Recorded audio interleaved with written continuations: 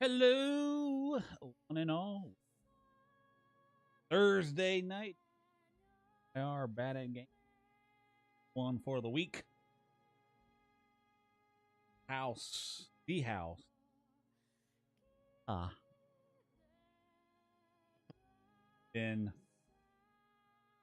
about where we are in the story. So, if you haven't, not a good idea to jump Bad in time to part jump way. in, yeah. He would be heavily confused, I think. Spoilers beyond this point. Yeah, because we have, I know we have reached. We just finished door number 3. Those of you who are new and unfamiliar with this, very quick recap. This, we don't know. Someone called the Departed, Yep. who is woke up in this house, met up with a maid of the house, calls us the master of the house. We don't know anything about ourselves. The maid says, We think we have white hair. I think we have Maybe. white hair. We saw we saw white hair reflection in, or we saw white hair in a mirror. Don't know if it's ours. Could be. We've seen a whole ass memories in mirrors before, so it's hard to be too Yeah. confident. But like the mirror, speaking of memories, we've been through these various doors, witnessing the memories of this house as told to us through the point of view of the maid. Well, not through the point of view of the maid, but her telling the story of the characters lived in this house over the course of centuries. The maid has been involved apparently in all of it, so who knows what the maid's story. But we've witnessed 3 different epics. One in the 17th century, one in the 18th century, one in the 19th. Last one we just finished with Jacopo and his wife. A tale of a man who probably cared.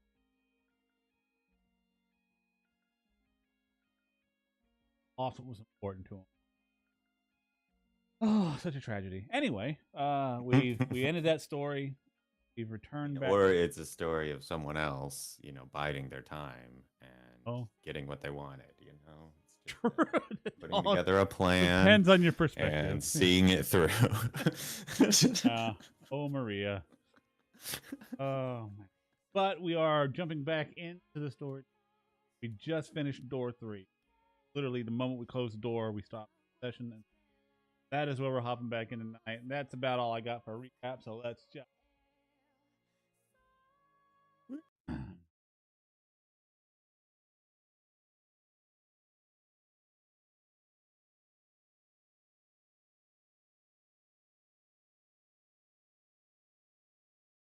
The door before the party no longer here. Faint scent of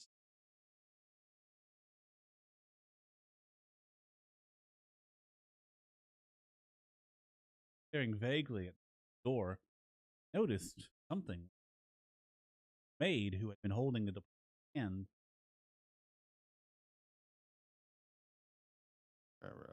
Departed glanced around, but nowhere.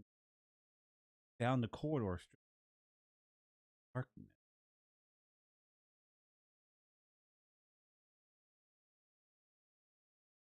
Anticipated this, he was unsure how to act.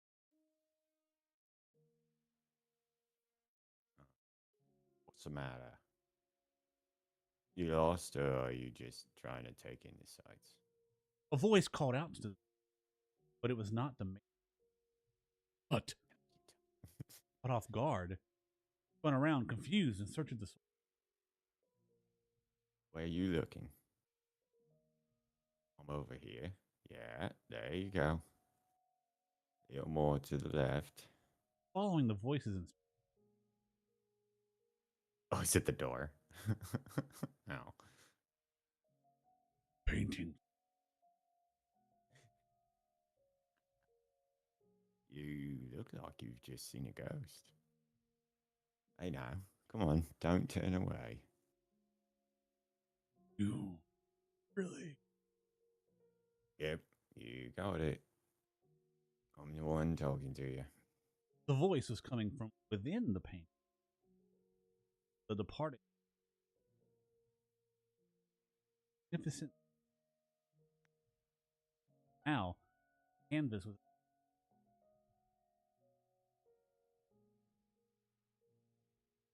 Been a while since I've talked to anyone.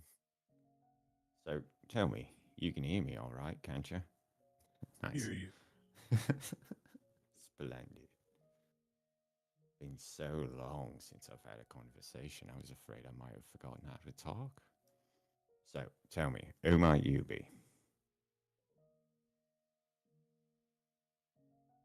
You don't. Not quite the pickle. Then how about we have a little chat, eh? You got yourself turned around and aren't sure where to go, yeah? Well, I'll be happy to tell you anything I can. Just ask away. Painting. Now He you was tell me. simply so the departed decided he.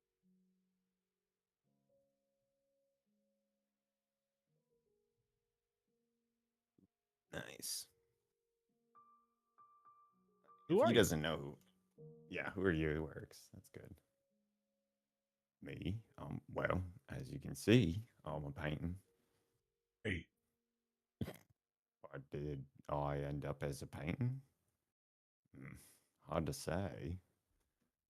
Maybe I was reborn as a painting because I used to really like art. Though there are things in the things I painted that I wish I hadn't. Maybe that regrets what turned me into this. Uh, hopefully, I get the chance to apologize to him about that. Anywho, no point in getting into any more detail than that. Wouldn't mean anything to you. So enough about me. Oh, right. You don't know anything about yourself. uh, Shame that. Hmm. All right then. Favor for you, since you can't tell me about yourself. If you run into him, could you tell him I really regret what I did? I know I should tell him myself, but well, as you can see, stuck here. Can't move an inch, so I've got to ask for help. Feel absolutely terrible about painting that picture. I know, yeah, the deadline's way past on that one, but that's what makes it a regret, yeah? Because you can't take it back. By the time I had realized it was too late, he was already dead. He's long since passed away. Were you supposed to give a dead fellow a message? Well, for all you know, the dead could be wandering these halls too. So please, if you come across him, tell him I said that. That I didn't mean any harm with that painting. Or maybe you are him? Guess we wouldn't know, would we? am I? He doesn't know. Just because you don't know who you are, don't mean you can go around asking other people.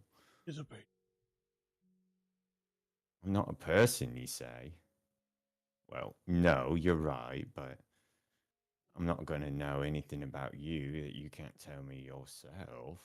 I mean, from where I'm standing, you almost. What? Okay. You look almost like a walking cloud of shadow. For him, too? That's weird. I can't even tell what you look like. You. The maid who was with you before. Did she call you master? I see. But the question is, which Eris master are you? How many doors have you been through? 3 doors, eh? And those, did any of them bring anything back? Ah, well, It's not an easy thing, recovering yourself. Or maybe you weren't behind any of those three doors. Yeah, that's gotta be it. That was your first time witnessing those tragedies. Yours is another door. So tell me, how do you feel looking behind those doors? Was it frightening, saddening, heart wrenching? Well, let me tell you something. You were able to bear them because they weren't your tragedies. If the next door you open is yours, will you be able to bear it? Will you be able to accept your own tragedy? It's one thing to see another suffering, but your own? If you have to face emotions you wanted to keep buried, secrets you wanted to keep hidden away, and pain you wanted to forget, do you think you'd be able to accept them as your own? If you can't, I wouldn't blame you. I wouldn't accuse you of running if you chose not to reclaim your old self. Nothing wrong with erasing your memories or something if it was so bad you didn't want to face it in the first place. Let it be rewritten as someone else's story. That'll make it a whole lot easier on you, because you never know. The most unfortunate tale of all may well be your own. Or perhaps that goes for everything about you.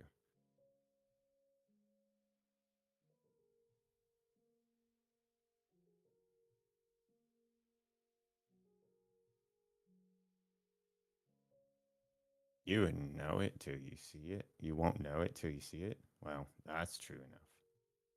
But once you do, there might not be any turning back.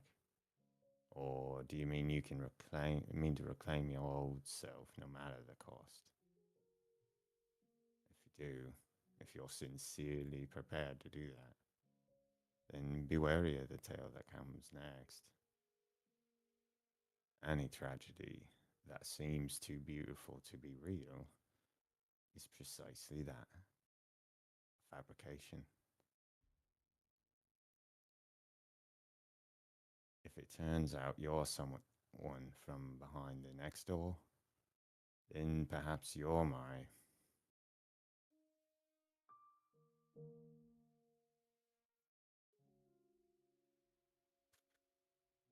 about some odd in questions. I'm probably not the one who'll be able to answer that for you. I have a very deep connection with this mansion, you see. Fine. Oops, sorry. Have fun. Stealing your lines. I swear it. I've got nothing to gain by lying, do I? It's my regrets have turned me into this. I wasn't summoned here by no one. That said, there is one thing I can tell you. This place summons people. People who have ties to something that happened long ago. Summon. No one knows anything ever even happened. I didn't know either till she told me. Though I haven't the foggiest how much of it's true or not. Are you here because you were summoned by her? Or did you come here of your own will to find someone?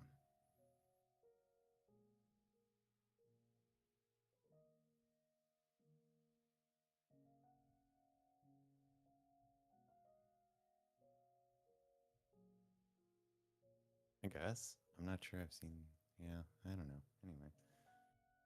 If you came here of your own volition and you weren't summoned by her, then perhaps you'll be the one who can break. Hey, Aid. Where are the drugs going? Sorry. Where is she? Might as well ask her that directly. I try. But she won't say till you've regained your old self. Right.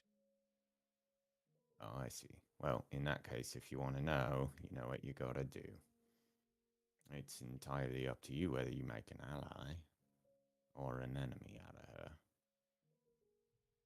There's no guarantees she's even right in the head. What? Never know. Maybe you're not the only one who hasn't found themselves. That's interesting. Who we? That's an interesting little tidbit. It's fun. Ah, man. I haven't talked that much in a long time. Feels great. And I've got that out of my system. I should be able to get some good sleep. You're leaving. You're probably still wandering in the dark right now, but I really hope you find the outcome you want. And I mean that. You can either reclaim your old self or you can toss it aside. The choice is yours either way. Now, since it looks like your escort isn't showing up, what do you plan to do next?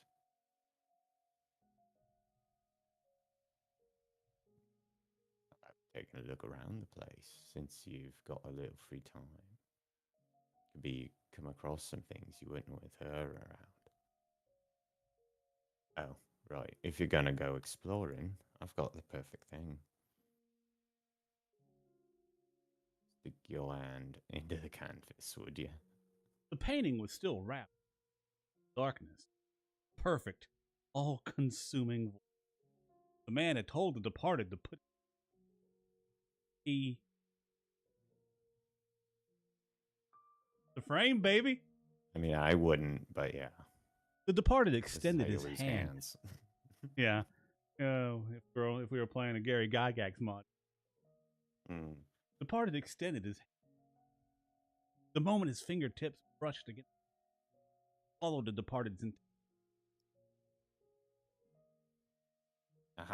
No, no, not there. That tickles. Little to the right. I am uncomfortable with this.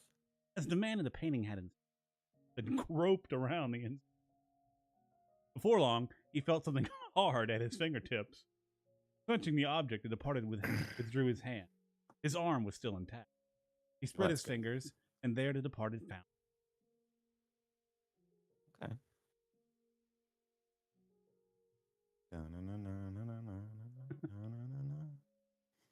Aw, that tickled. If that key, you can access the master bedroom. A while back, she tossed it into me. The damned little bug. So, yeah, it ain't mine. Don't worry about giving it back, however. But there's something worth seeing in there. If she felt the need to toss that key. He must mean the witch. All right, well, I'm gonna get some sleep. You take care. If if you happen to learn my name, come pay me another visit. Should the fancy strike you? Having said that, Fuck. into We've the seen that painting before. I Yeah. know the name, or I should know the name. Well, God damn it. we passed by it on the way to the third. It didn't tell us who painted it? No, That wasn't one of the ones? Okay, never mind. in the departed's hand, like seemed rather silence. The departed stood there. After considering it for a few moments, the departed decided for the mansion. So we have a lot of options here. God. But what we're going to do first. Okay. Like a coward. The departed tried.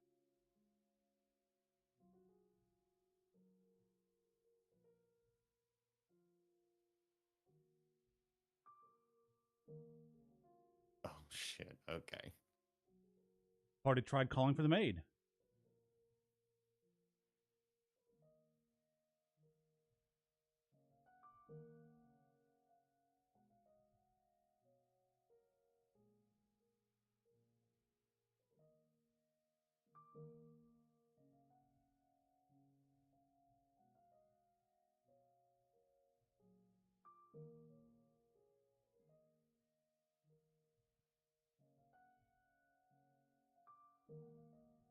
Oh God. Okay.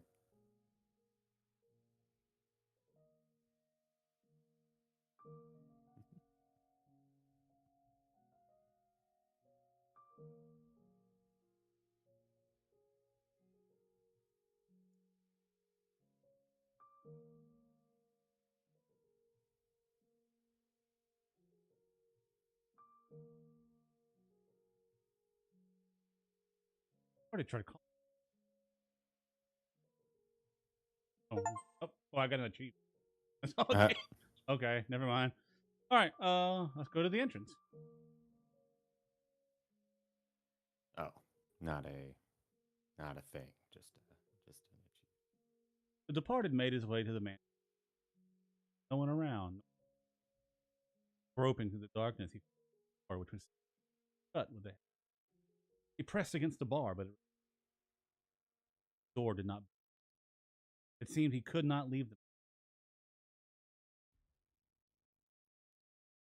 Burn the witch. Crucify the impure. Departed made to step away from the entrance.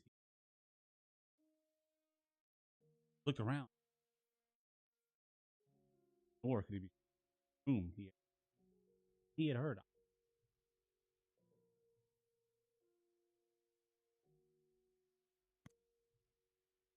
giving up on.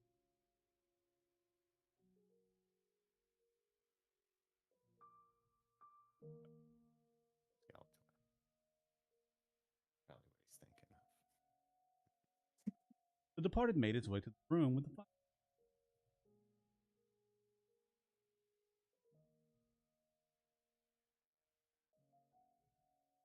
Departed remembered.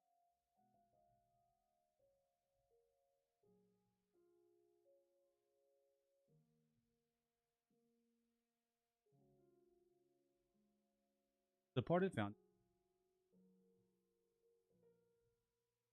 Ruh-roh.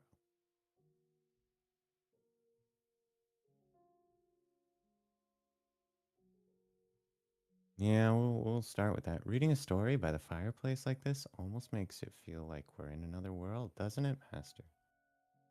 I bet that's why troubadours perform at pubs, so they can be near the fire. Oh, you're such a cynic. That's okay. Say, do you remember when I first arrived here? When I was cleaning the library?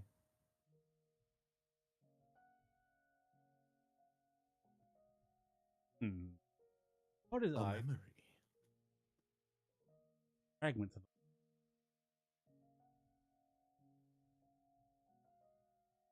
However, pleasant about. No warm. In fact, brisk air room overpowered. Chill ran. Afraid he might freeze.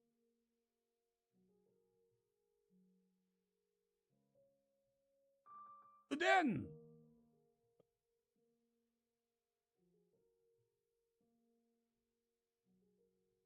Scent of sick. However, the room. Something was moving. No one present this instantaneously. Off in a rat out of wind. Fierce collide.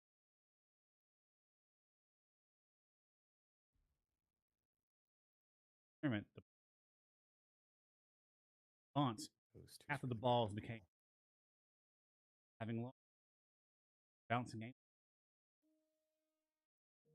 Departed table. Anne's voice.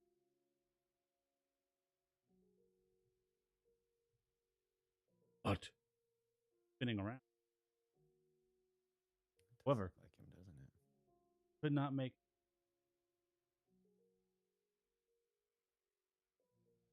her at the table. He appeared to want the departed to return. Luckily, put his ball back on the table. When he did, the balls resumed fighting with one another, never landing it.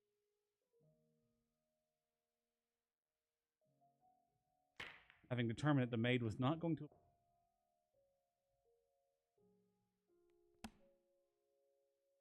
the rose garden.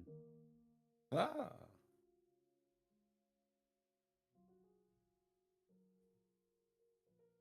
Oh, your head's covered in roses. Oh, you got petals on the book. This isn't mine. I can't afford that. So the departed, regardless, the departed decided to linger there in the garden for some. After I'd have gone wafted, but often, I often think a I don't sweet know. fragrance. Wind blew, whisking flower petals up. But after a while, the rose departed could no.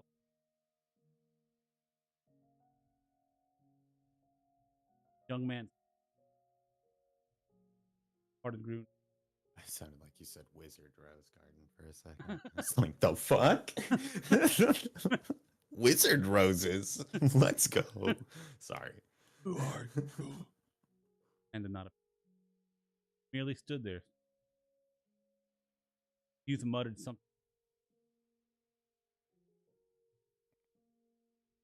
Oh well, I guess it's probably not the same kid, huh? Doesn't matter. This is just wanted a normal, peaceful life. Maybe it is. I can't bear being. I can't take this. Someone, get me out of here. Oh God. Tell me that I'm not the bad one here. Hey. Departed tried to call out to the young. Simply continued. For long, the youth, unable to bear the chilly.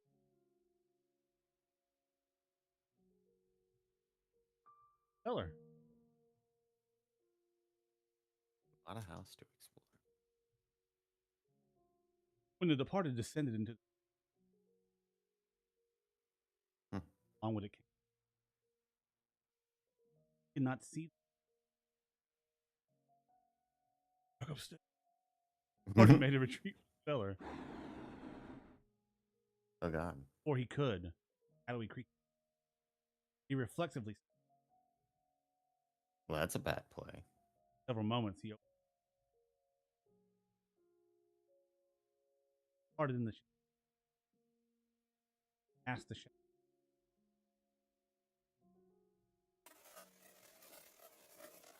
Definitely a beast. Cool. However, he had no idea what it. The shadows seemed to be trying to Or communicate static, as it Static. appeared to be. They seemed to be trying to communicate something departed, but trying to make sense of something I don't understand.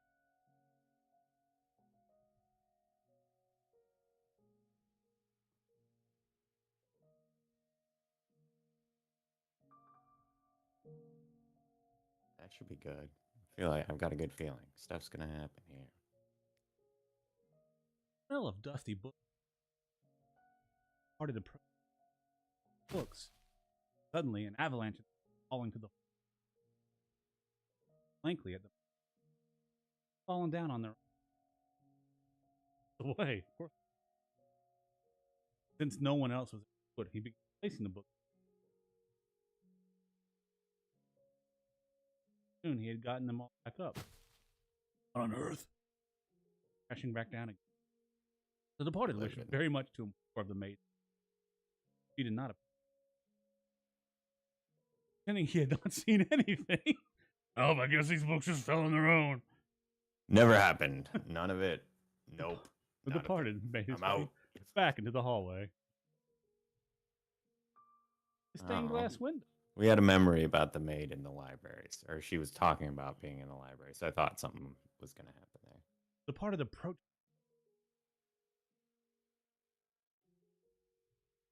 There seemed to be an air.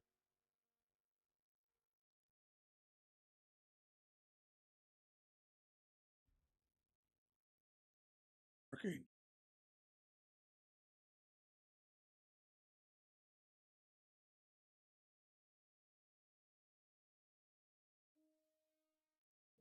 Moment that the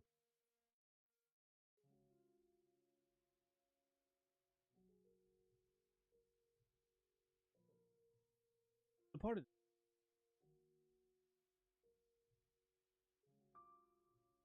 Go. Mm, The departed in twist.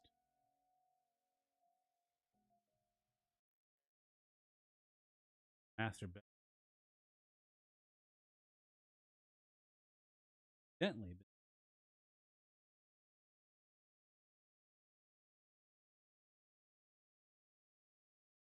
Um, Master?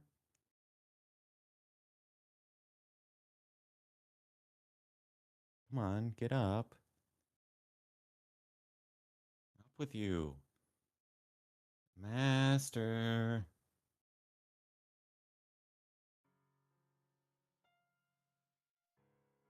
See, what did I tell you? So much nicer in here with a little light. Without warning, the departed's whole world took on a bright, vivid light streak, illuminating a woman's silhouette. Door. Wait a sec. Don't you hide under your bedspread. Get out of there. But, Master, you agreed that I could open up the windows. Don't worry, I've put curtains up. If it gets too bright, you can draw them. Mornings take the best part of being outside and squeeze them all into the same few hours. You don't have to go outside in the sunlight for it either. Just listen to all of the wonderful sounds. The joyous songs of the birds, the swaying of the trees, the rustling of the leaves. I tried to call it out for her.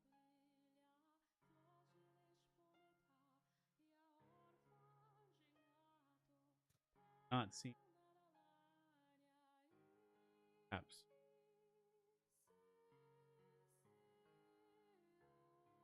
Am I being as pushy as I feel right now?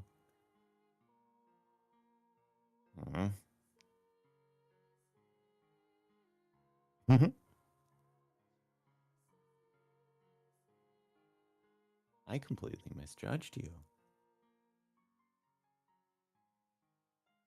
You're the exact opposite of what I thought you were.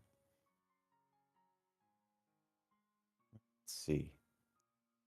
I thought you were cold and cruel, heartless and incomprehensible.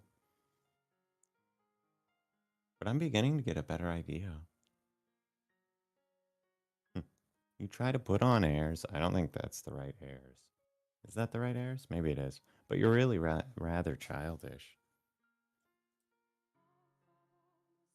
You have a short temper, but can be surprisingly playful. Oh, that is totally it. Huh. Nuts. What else? You have a pretty difficult personality, too. Now, hear me out here. That's not everything. You gave me a chance to talk and you listened intently. You can be kind of nice, too. We agreed that we would live together, just not in the same house. We've got plenty of time to add more to the list. And I hope you can make your own list about me, too. This is just the beginning, after all. We've got a long, long time ahead of us. Plenty enough to get to know each other, no? Let's not waste any time then. What do you say we do something today that we haven't done before? Where should we begin? Ooh, I know. We can get this place cleaned up. Now that there's some actual light in here, we can see all sorts of things we'd probably rather not. Like dust all over the place.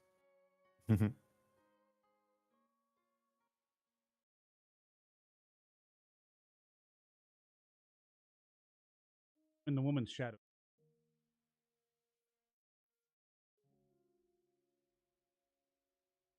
Master. Oh, what's wrong? Can you say my name? Part of it was unsure. Not.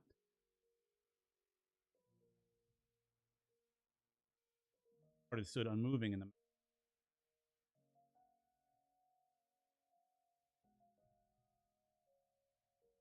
Interesting.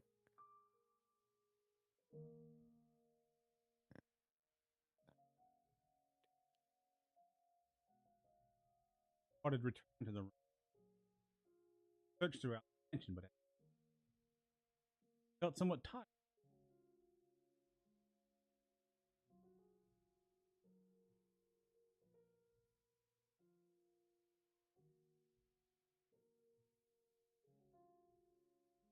Little interest in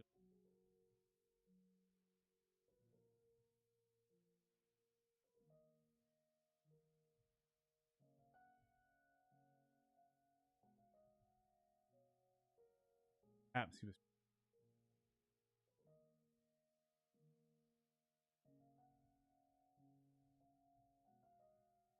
I don't know.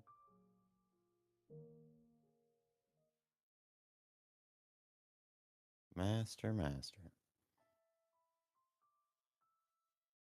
Oh, there you are, master. You gave me quite the scare. After returning from the third door, you disappeared without a word. it was you appeared. Oh my. Was I who disappeared? That is quite strange. I did not go anywhere as far as I'm aware. Nevertheless, I'm glad to have found you.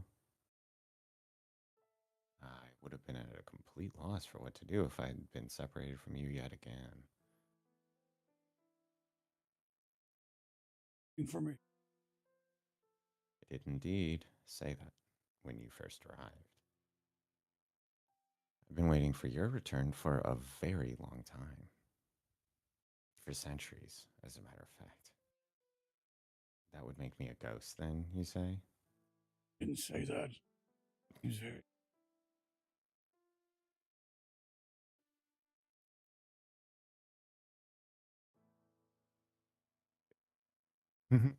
I am very much not a ghost. Would I be able to hold your hand if I were? I don't know how ghosts work. this took the old enough. So as chill been,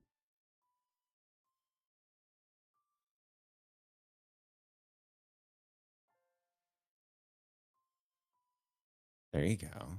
That's good logic. Aid looked down and started with a few moments of silence.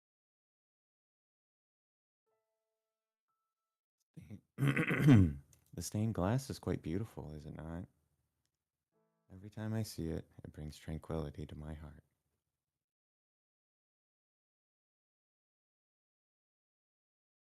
A dreadful, deep rooted curse afflicts this mansion. However, this room is the one exception. Can you feel the purity that hangs in the air, Master? Yes, what is it, Master? I Good talk about question. gone. And we saw it broken in the second door. You are correct. The stained glass window had been shattered and was not present in the time period of the previous tale. I wonder. Perhaps it is because the mansion we are in presently resides in a realm separate from the real world. We are in a world constructed from myriad memories and histories. I am sure that when you regain your old self, Master, the mansion too shall be restored to its original state. So do try and remember, all right? Oh, yes. Where did you go in my absence, Master? I I see. So you explored the mansion then? And did you find anything noteworthy?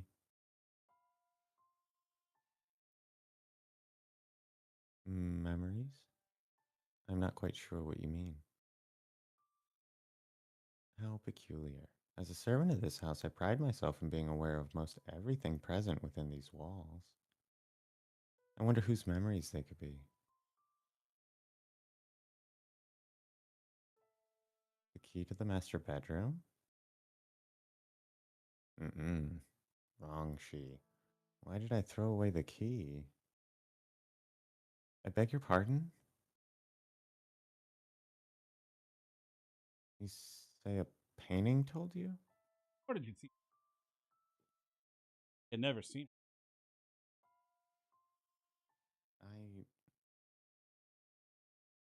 I know nothing of any key. Oh, Master, you should not tell jokes meant to cause others discomfort. But a talking painting, you say? You seem to have a rather vivid imagination. Maybe you can tell the next tale, Master. I'm only teasing. Now, that was a nice break, but we should get moving. The tale I'm about to show you is the last of the mansion's memories.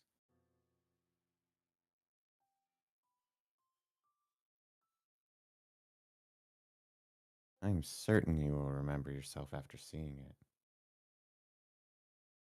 To our feet, the final door is not far. And please do not let go of my hand. Arden's hand.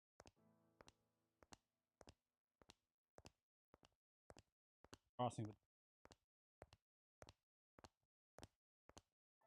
Our destination lies at the top of these stairs. There we will find one last door. long.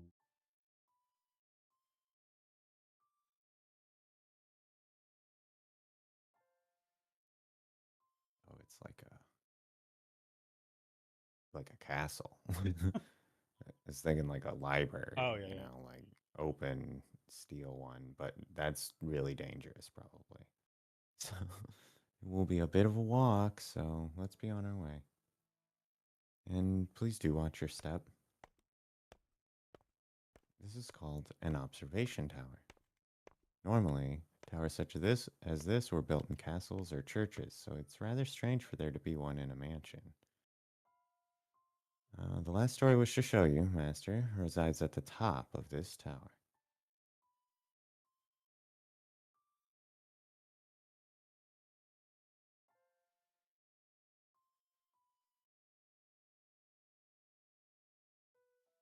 Arden attempted to peek windows.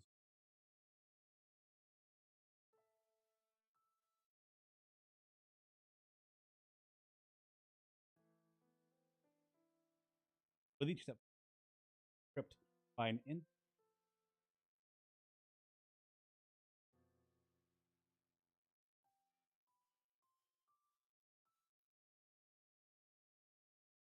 feeling something this tightly. There's nothing to worry about. You will be fine. It is all in the past. No matter what may happen, as long as you do not let go of my hand, you have nothing to fear. Arden continued up, up, ever near.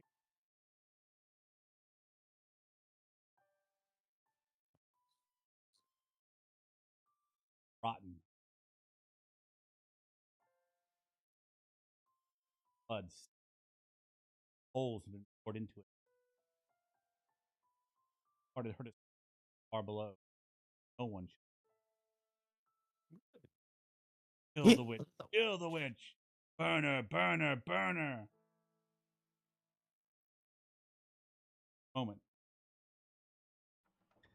End. Wow, no, no.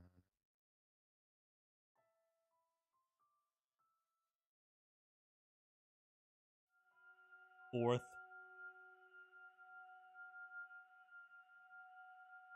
Oh, dang. 10. Yeah, I was gonna say, castle, stone stairs, and all that shit. That feels like it's gonna go back. All right. Mm-hmm.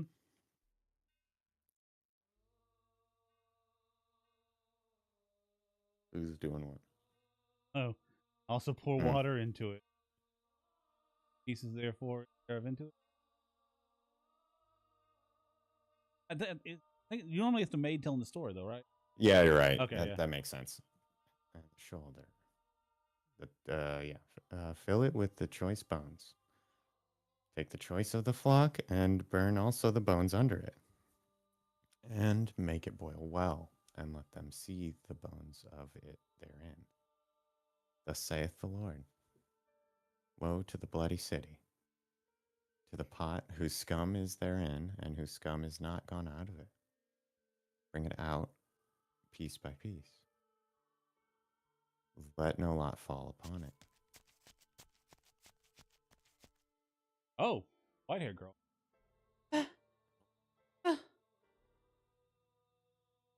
Where is she? Where'd she go? She came down this way, I'm sure of it. Find her. Find her. Find her. And burn her. Burn the witch. Burn the witch. Burn the witch. Burn the witch. Burn the witch. Burn her. Burn her. Yeah, burn her. Yeah, burn her. Yeah, burn her. Yeah.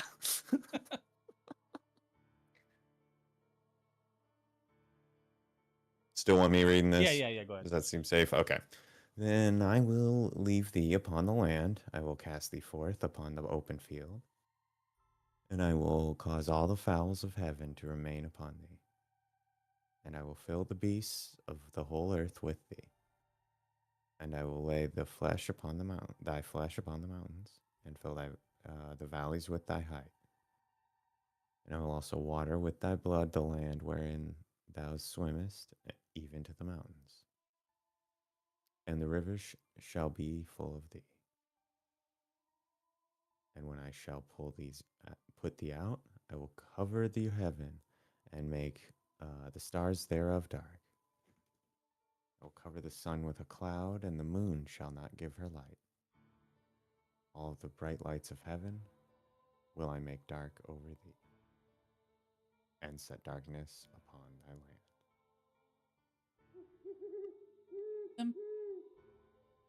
Where am I? Go from here.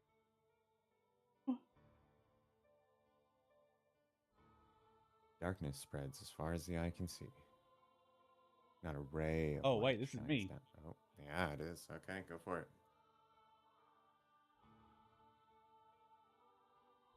Passing day, every road is in.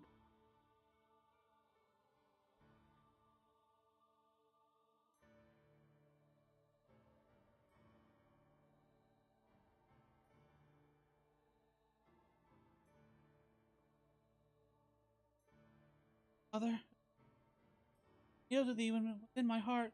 Ask of thee. Ask of thee upon me. Father who art in heaven,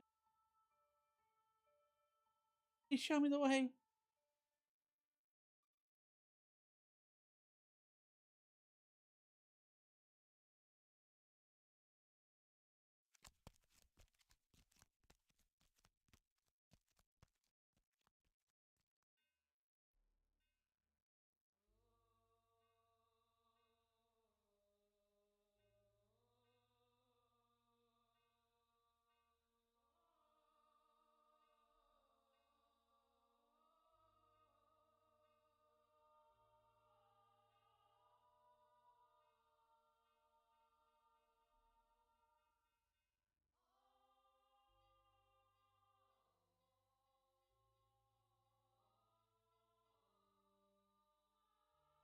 Hmm.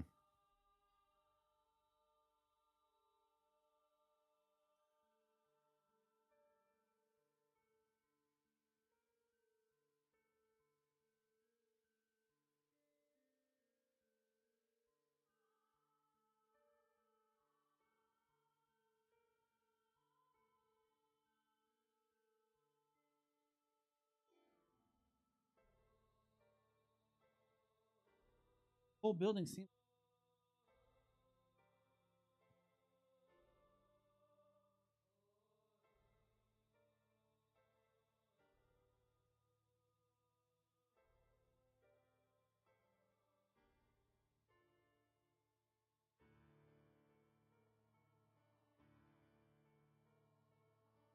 Whether spirits or wild beasts.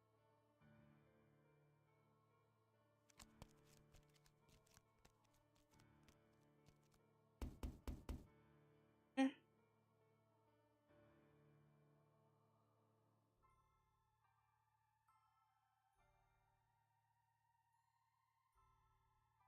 Far from civilization.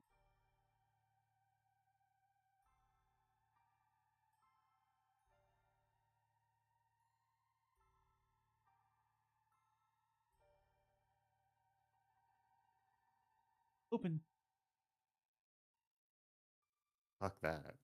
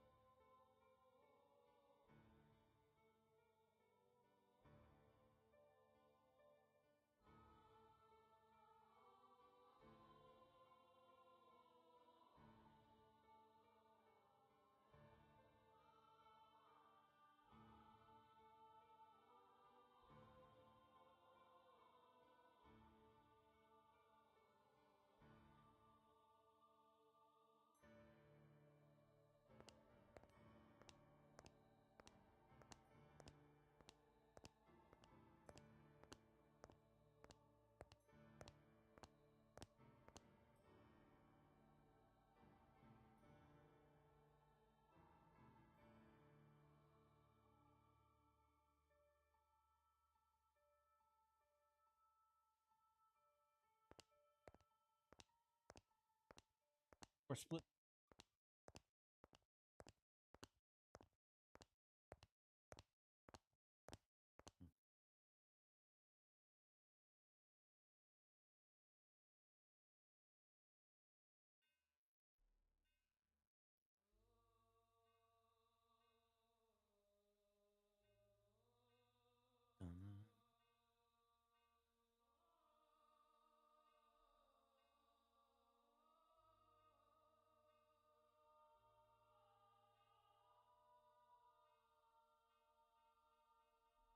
Him.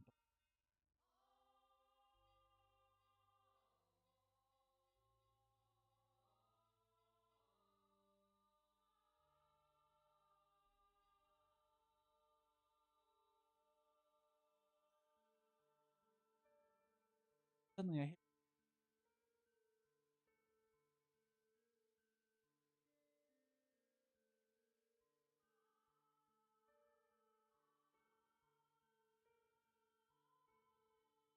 Mm-hmm.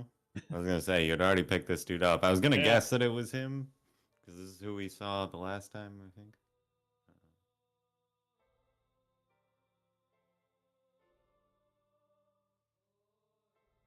Man's practically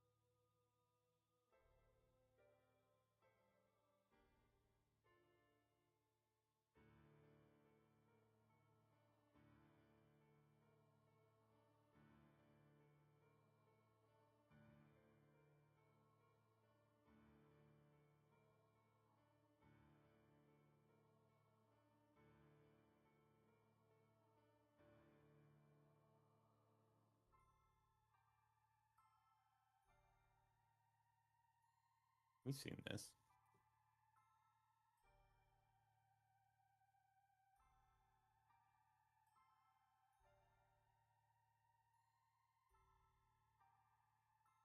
thought I'd bark.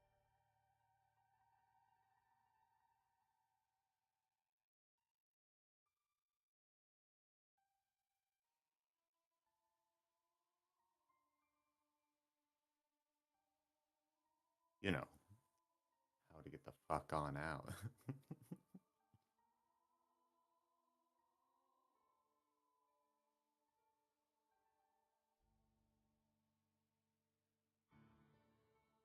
Imagine trying to carry a couch like half a day.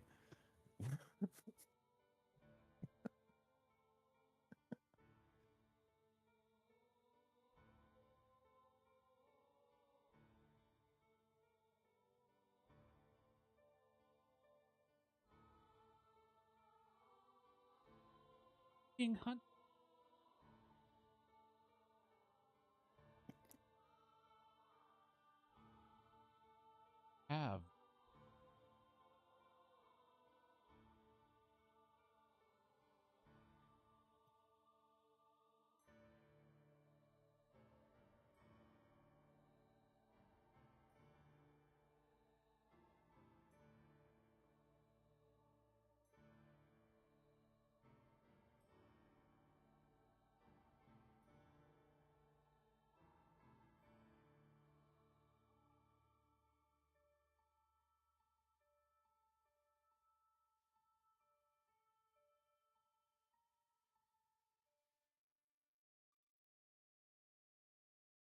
House has been.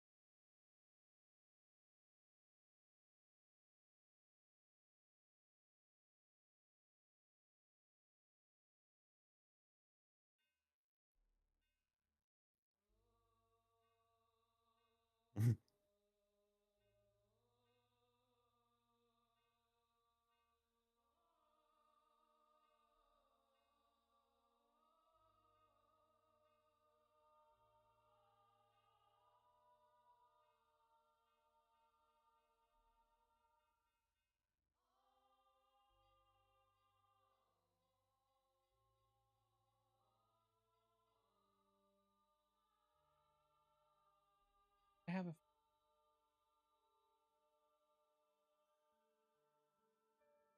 Care what people. What is this man?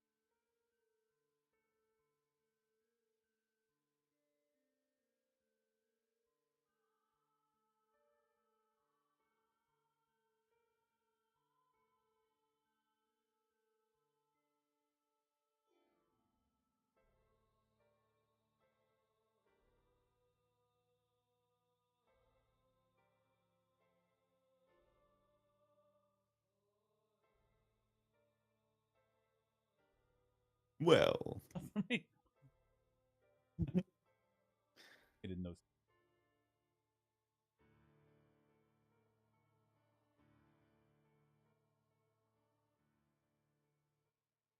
irony.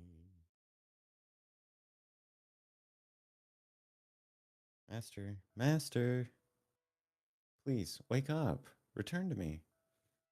Ah, have you come to, Master? I apologize for sending you through the door without warning. I must have given you quite the scare. It must have, whatever. But I beg your forgiveness. I heard the terrible screaming down the hall and I panicked. You say you saw the white haired girl?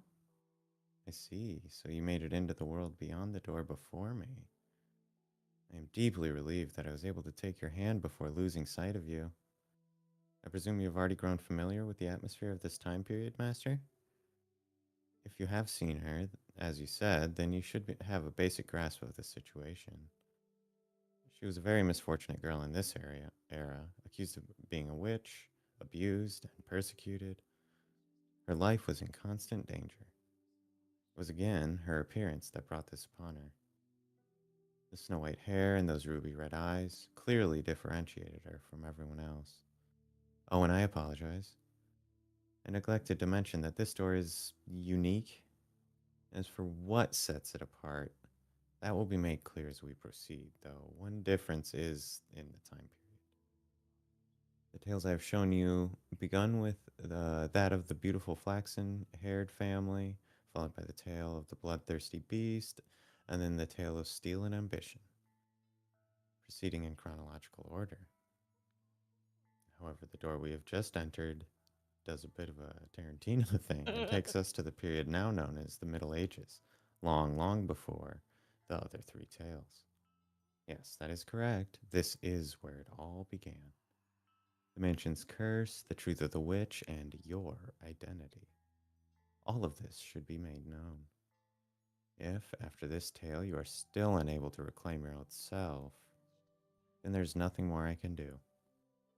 This door contains the last tale I am able to tell you. So I ask of you, please do not let go of my hand until it is all over. Now then, let us begin a beautiful, tragic love story of two solitary souls trapped in a mansion of darkness. In that era, the mansion was a dungeon draped in darkness. Good to have you back. Right? After a great deal of time on the run, the white haired girl found herself at a remote mansion that stood in a dark, overgrown forest. All the windows were either boarded or shuttered, and it was even darker inside the house than out. Inside the house than out. Whatever, cadence. Not even a ray of moonlight could enter those walls. Only naturally, the white haired girl had assumed nobody lived there. But her guess was incorrect. Someone did indeed dwell in the house. It was a young man named Michael, I'm guessing. Or Michelle. That's probably Michelle. Right? Just EL? I have no idea. imagine Michael, but Feel like Mikkel. AEL is Michael, but yeah, maybe it is Michael or Michelle. I think Michelle, but I'll probably keep saying Michael because that's close enough. Well, I mean, yeah, there's like a correlation between that and the Archangel Michael, and I don't know. Yeah, right. Like that's on par. I'm sorry. One sec. This is gonna bug me until I. So yeah, the French would be Michelle. Okay, I think Spanish might be like what you were saying, like Mikel, like you're talking about. you go what feels Though right for you. I probably would have kept saying it's the French equivalent of Michael. Yeah, that's. I'm gonna say. I will. Anyway, I'm gonna. I'm sorry. That was unnecessary diversion. Though she could not make out the details of his face in the candlelight, she thought him a very handsome man. However, he proclaimed to her that a witch resided within the mansion and that he too was cursed. Everyone who got close to him lost their lives. Do you think that what he told her was all nonsense? A lie devised to chase her out of the house? The truth of the matter shall come to light in time.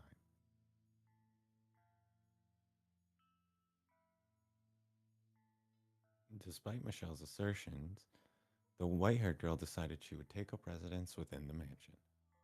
The Sarah's white haired girl was younger than the others. She was still in her early teens, young enough to be seen as still a child. But she was neither as self centered nor irresponsible as you might expect of someone her age. She was very delicate and reserved and acted with a great deal of modesty and restraint. The accusations of her being a criminal and a sinner were grossly inappropriate. Nevertheless, she was still chased from her home, barely managing to flee to this mansion with her life. Now the white haired girl thought it would be rude to simply take up space in the mansion, so she chased down the master, Michelle, and asked,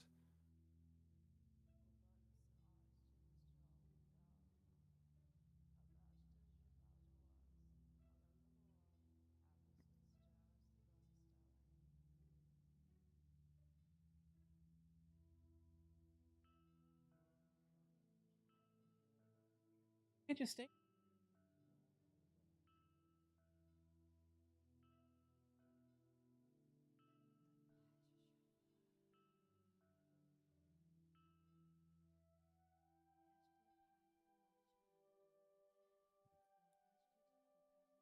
he said emotionlessly, turning and walking off. Michelle was not, I believe, spurning her. He was merely disinterested. He did not treat her disrespectfully, nor did he seem averse to her presence. Words simply did not seem to affect him at all. Not only was the mansion a prison for his body was also a prison ensnaring his heart.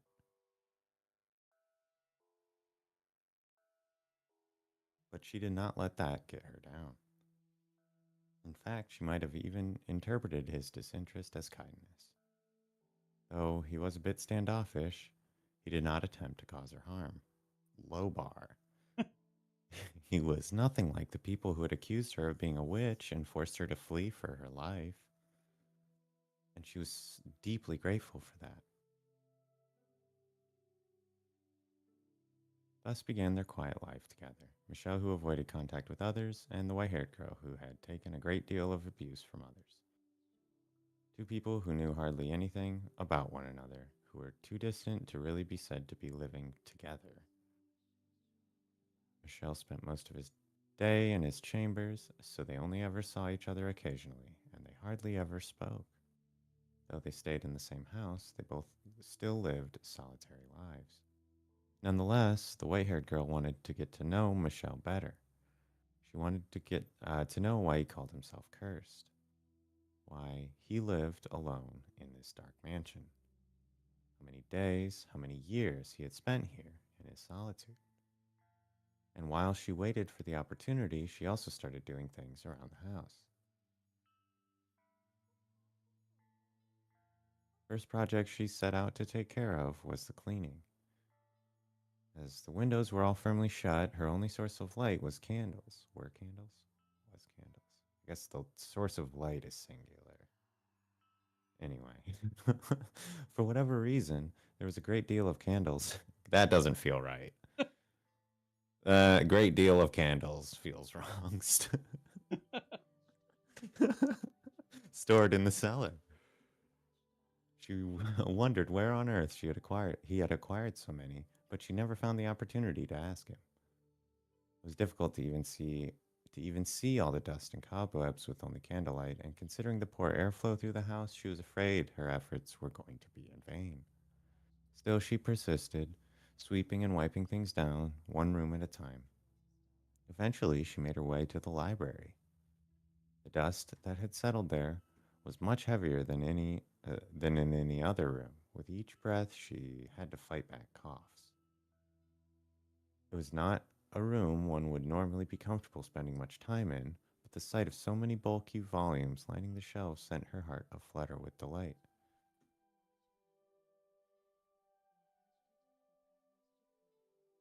The white haired girl had never seen a book before. Yeah, in 1099, a fucking library is like a treasury. Yeah. She had heard people describe them, but that was the first time she'd ever seen one for herself. Parchment was a very valuable commodity in that era. Yeah, they weren't even doing paper yet. It was something monks or scholarly, well, I think like China was doing paper, but it was something monks or scholarly priests made use of, and not a material one could easily acquire without some degree of social rank. Books were not printed with machines, but copied by hand. A single volume took an incredible amount of work to create. Even the process of binding was an art. Standing before the shelf, she stared intently at the spines.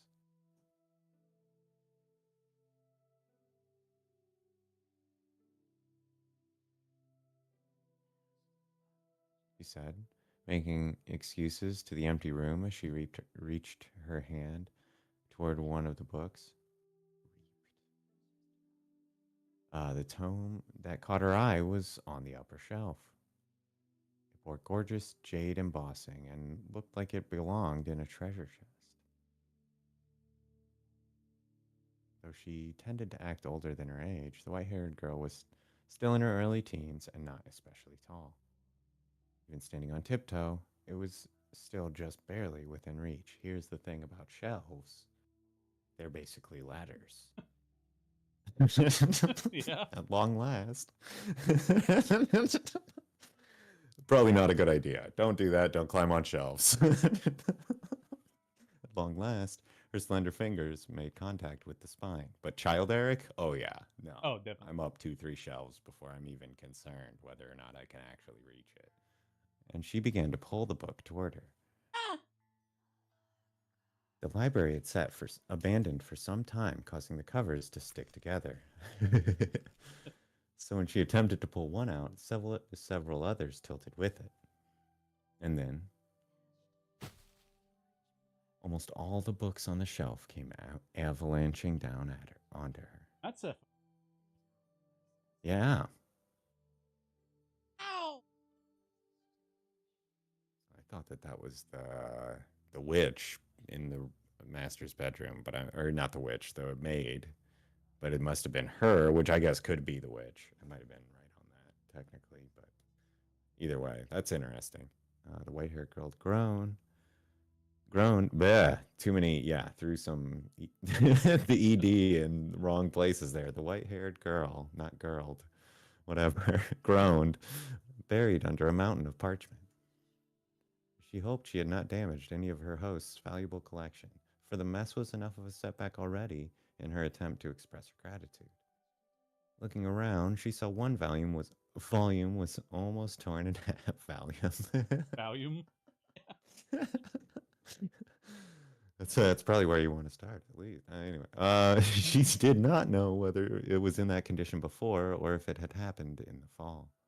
But nonetheless, she felt horribly guilty.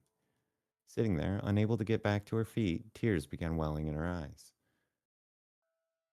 Then suddenly, a shadow fell over the dejected girl. It took a book in its hand and returned it to the shelf. For a brief moment, the shadow's hand reached hesitantly toward the white haired girl and then changed course toward another book. Oh, that's nice. That's what we did in the library. We picked up the books. It was Michelle. There was a hint of perplexity in his otherwise emotionless eyes. Perhaps he had heard the noise and come to see what had caused it. Oh, sorry, your books. I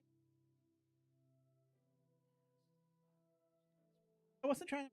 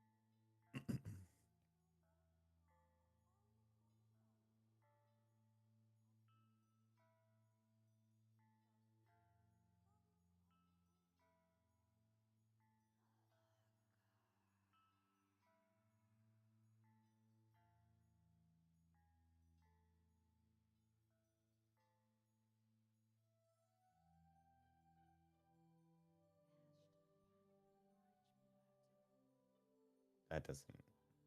Oh, that takes a you. There's so many months to fill up a library.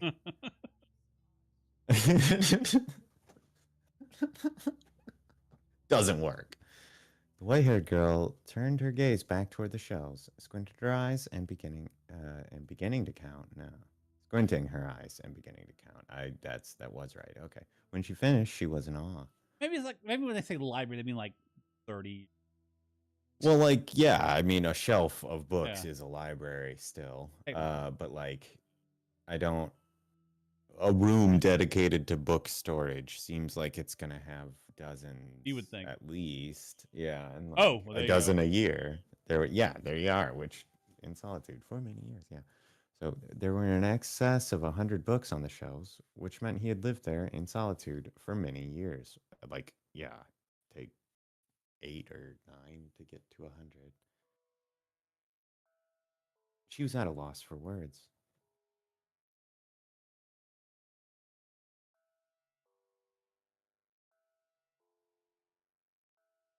Decoration.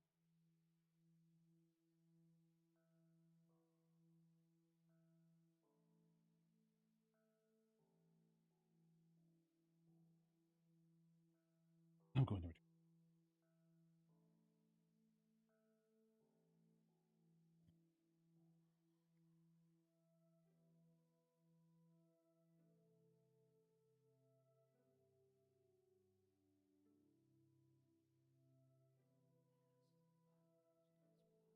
Conversation. Yeah.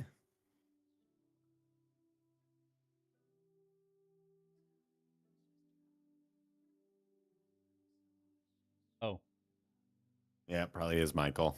Michael. Hi, Or I guess if they're in France, maybe they call um, the archangel Michelle. Michelle because it is like the anglicized. We'll Anyway, go with sorry, I don't. It doesn't matter. Michelle.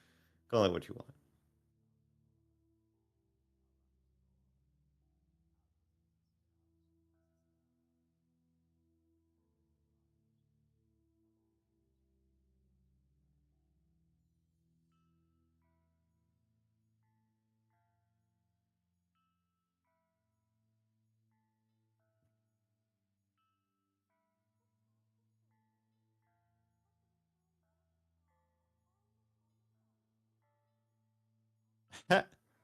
Name?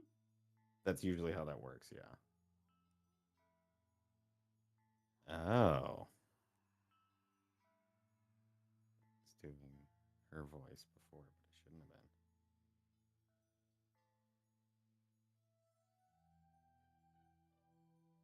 Name.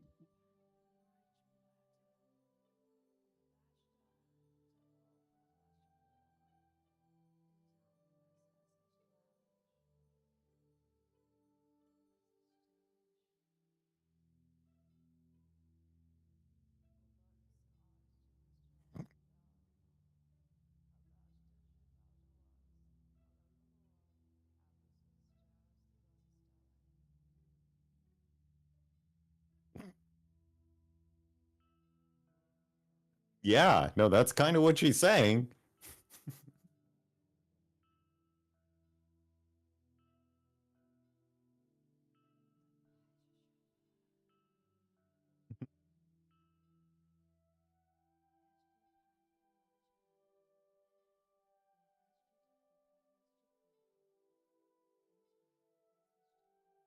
If I do,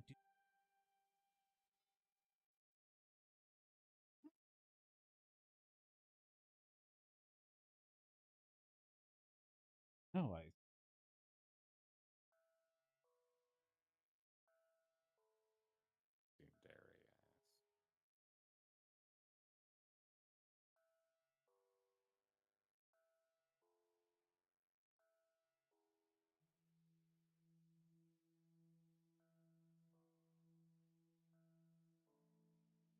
not Kurt.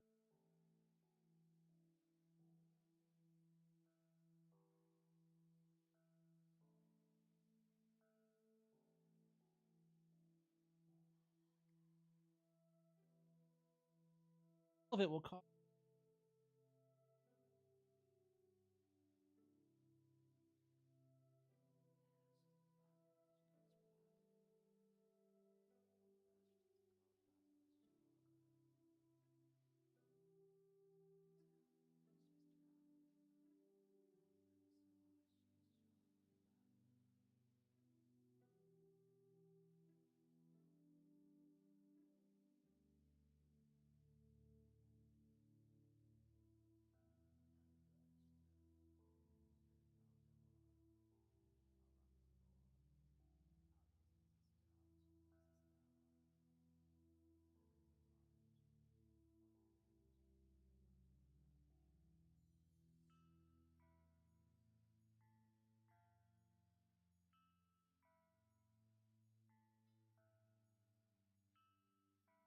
Actually,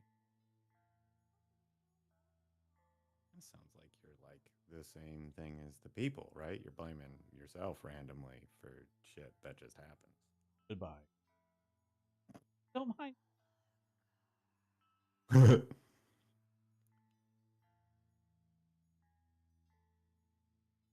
have no intent.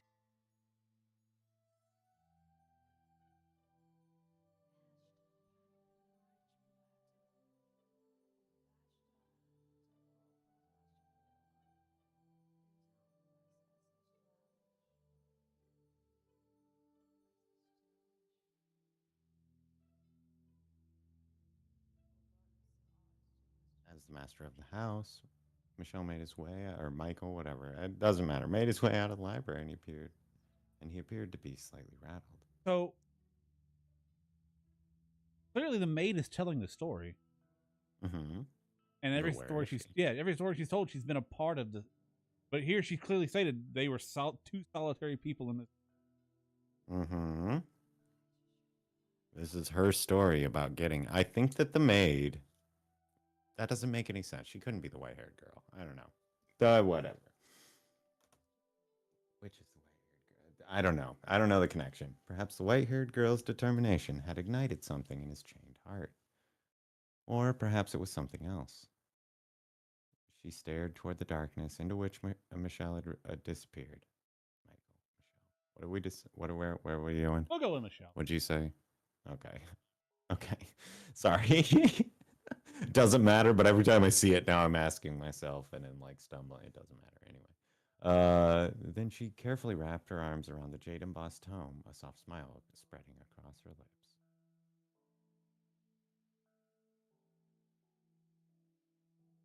And thus began to blossom within her a faint sense of fellowship, as someone who also knew solitude.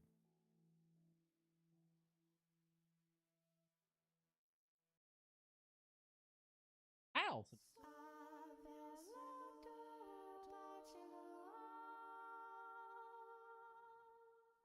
Hmm.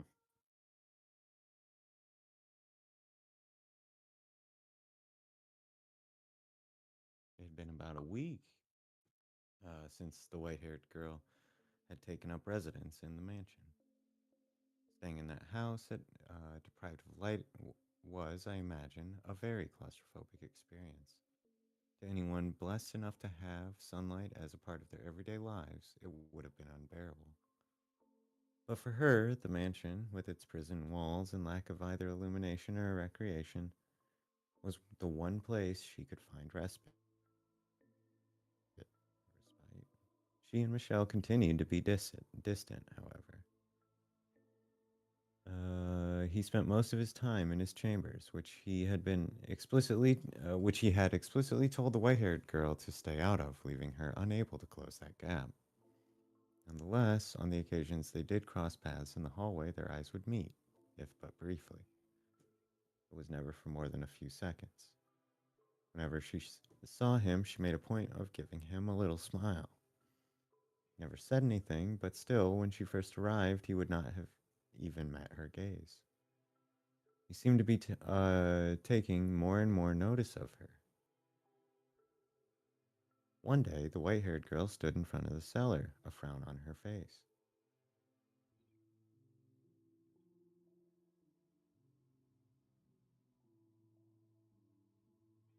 The cellar was where their food was stored, an assortment of non perishables and dried foods, smoked meats, and cheeses.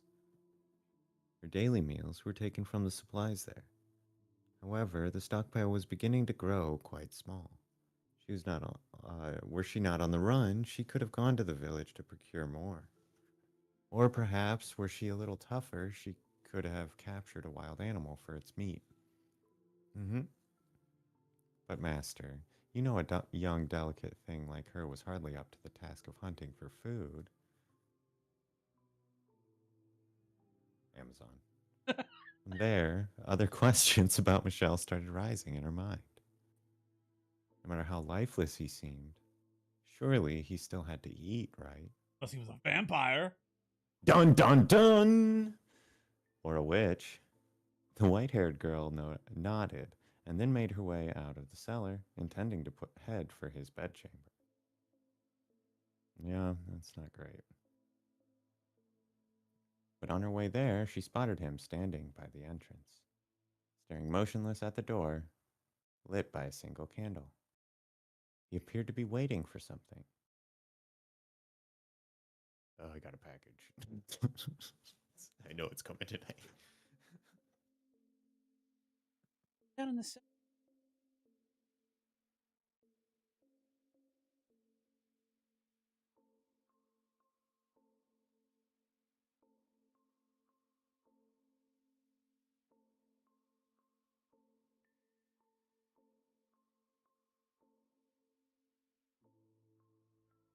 Huh. So you're a witch. what would you?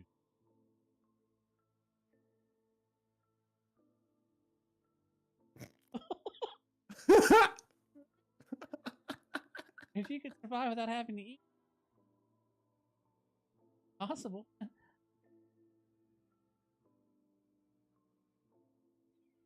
Frighten you. Yeah.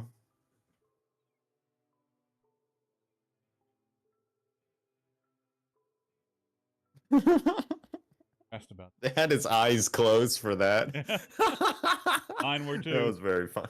Whatever. Doesn't matter. It's like hilarious. Asked about the food.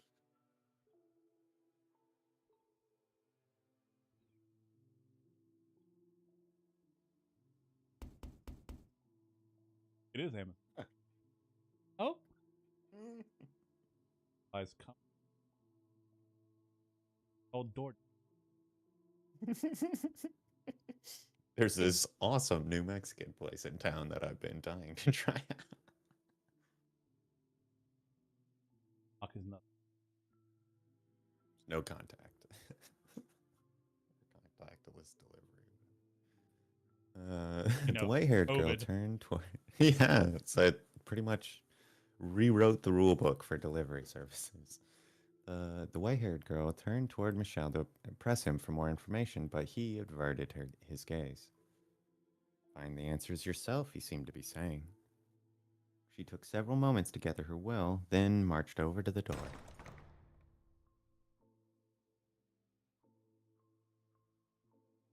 The sunlight, which she had not seen in some time, was so bright it seemed to burn her eyes. Although the sun itself had not gotten any brighter, she had simply spent so much time in the dark that her eyes were no longer accustomed to that much light. The color of her eyes made them quite sensitive to light already, so when she stepped outside, her whole world went bone white. The white-haired girl stood motionless for perhaps 10, perhaps 15 seconds, and when her eyes finally adjusted to the light, she noticed a crate on the ground at her feet. She turned her head back to Michelle to ask about the box, but the mansion was so dark it appeared to be wholly severed from the outside world.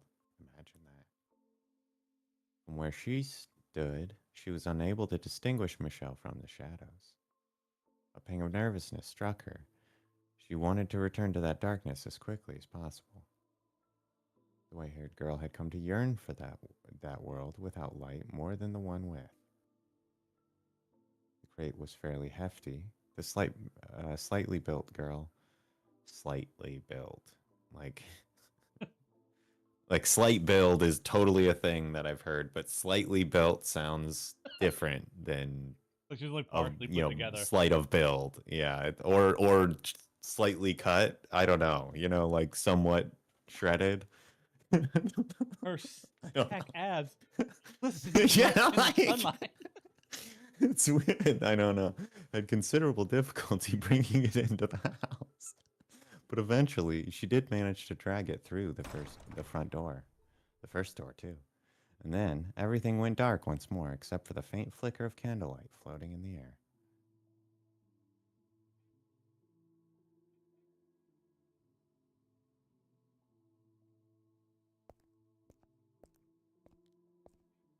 Without a word, Michelle approached her and the box, withdrawing a knife that he evidently kept hidden somewhere on his person.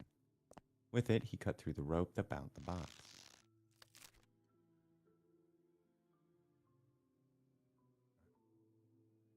At his insistence, she placed her hand upon the lid. What's the sausage company? The big, thick. No, Anna? there's it's like a fancier one. Oh. Never mind. I'm trying to remember. They have like kiosks in malls and shit. Well, probably not anymore. Whatever, doesn't matter. It's like salami and summer sausage or whatever. Heritage Farm? Oh yeah. Is that right? No, that's like a regular lunch meat Oh. company. But they exist. That's a I real mean, thing, but it's not, I don't think that's the same thing. That sounds like a name, right? I don't know. Doesn't matter. Moving on. Would have been a good joke, maybe, if I had remembered what I was trying to reference. Anyway, at his insistence, she placed her hand upon the lid. She had no idea what lay inside this unexpected delivery. Unexpected, whatever. Unexpected. Whoever had brought it was already long gone. Staring at the strange box, she was racked with nervousness. However, what she found when she pushed aside the lid was completely ordinary food.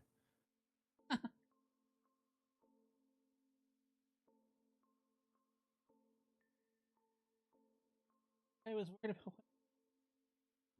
What's in the box?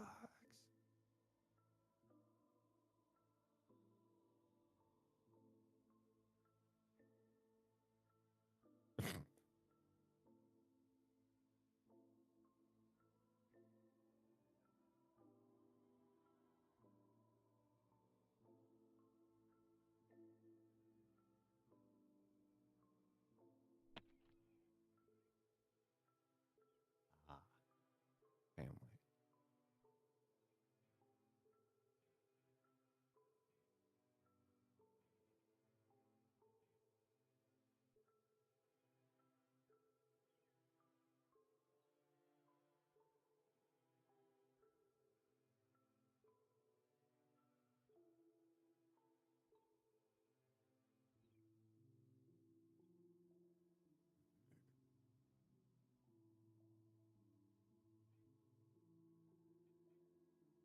I'm not just slightly built.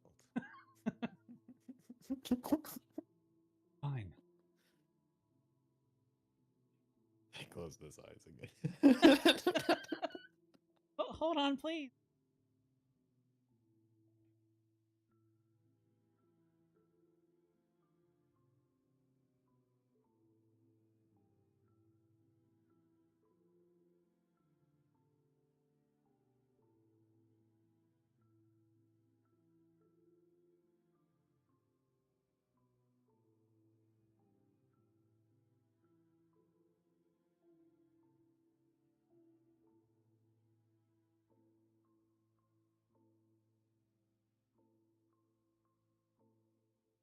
sequestered, maybe.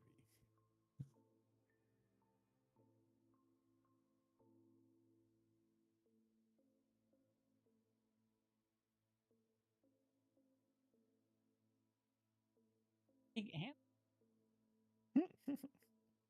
and what? Deliberately.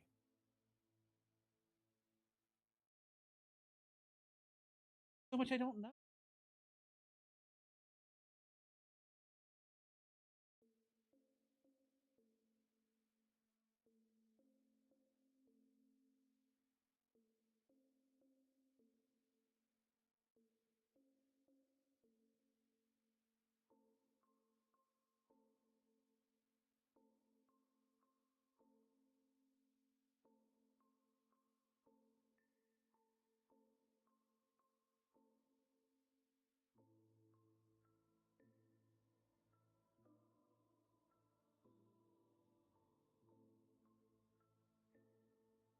And he turned on his heels. The white haired girl caught a glimpse of what appeared to be a smirk on his face, like the whole thing was some kind of sick joke. That smile, carved into his mask, was far colder than any look of annoyance or rejection. But despite the twinge of nervousness, she still followed after Michelle. As much as he might have stood out in a crowd with such height and long hair, his presence was almost entirely eroded away by the darkness. She felt that he could simply fade away into nothingness at any moment.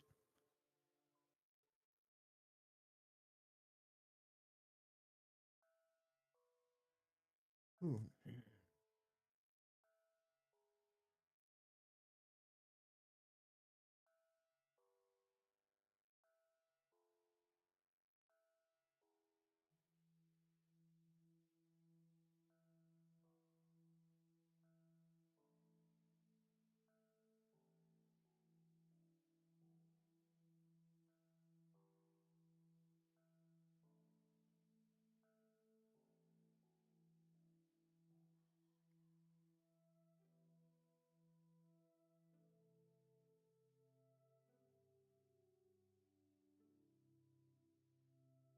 Butterfly fluttered its way into the ruined garden, dancing up and down through the air.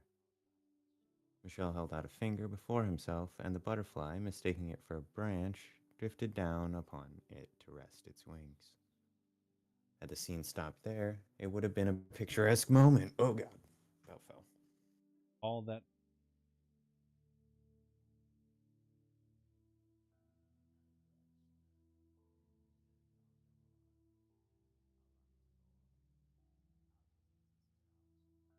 But the butterfly's movements began to slow.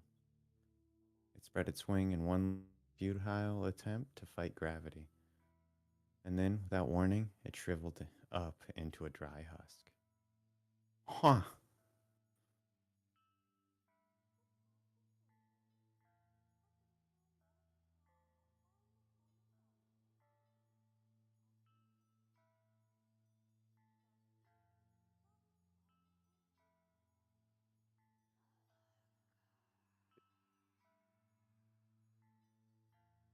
are more than just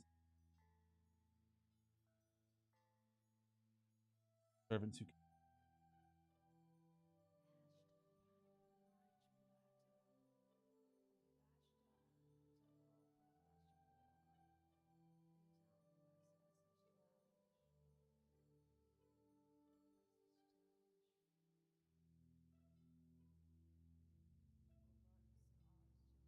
sting me. Various soul wishes and would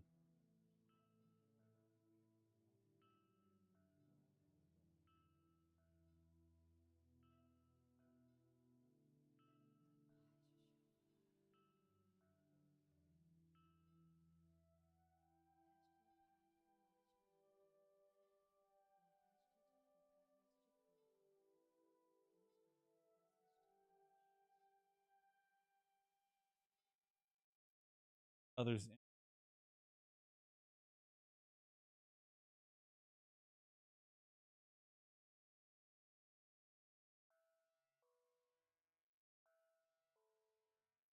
rational.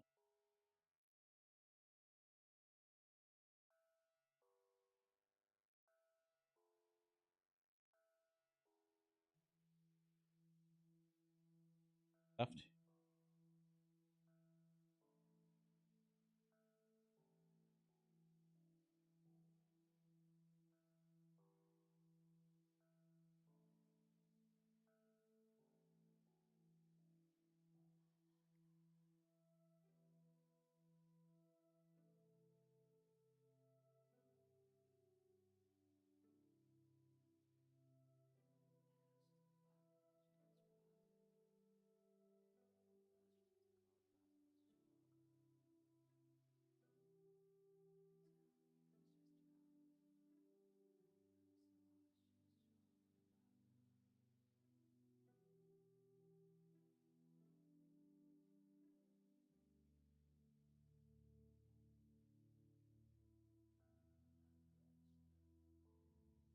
No reason.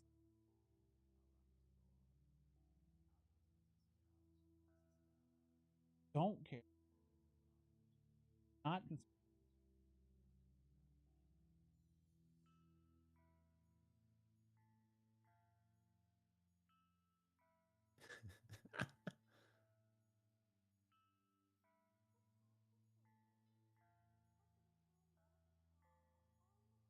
certainly not.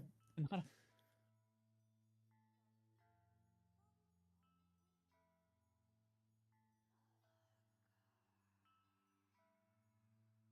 You can't pop.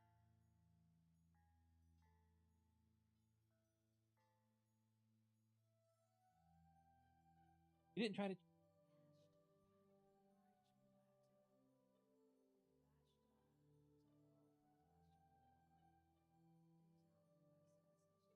Thought you'd be want to say.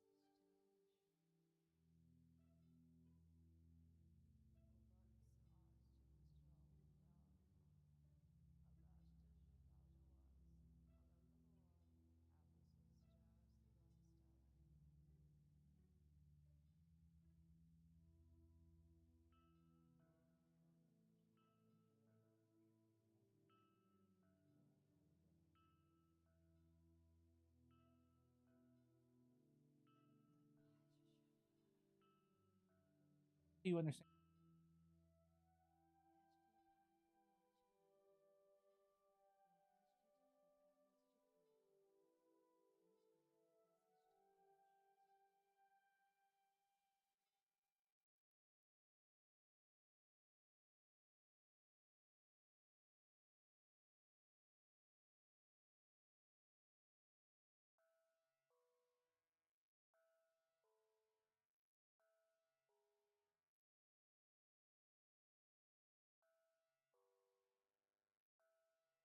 Ever.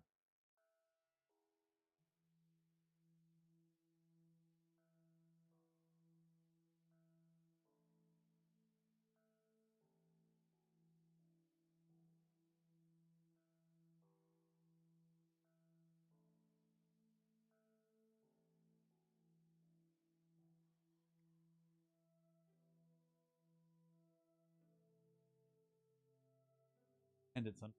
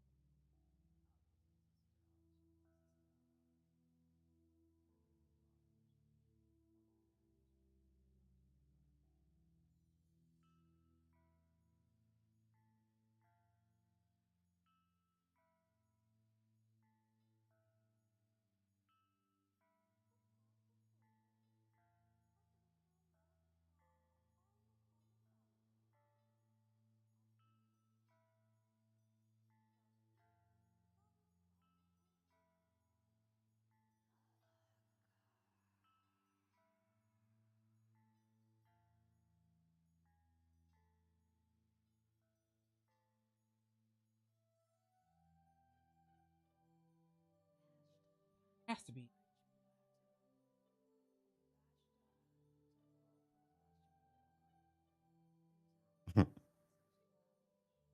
Can't just.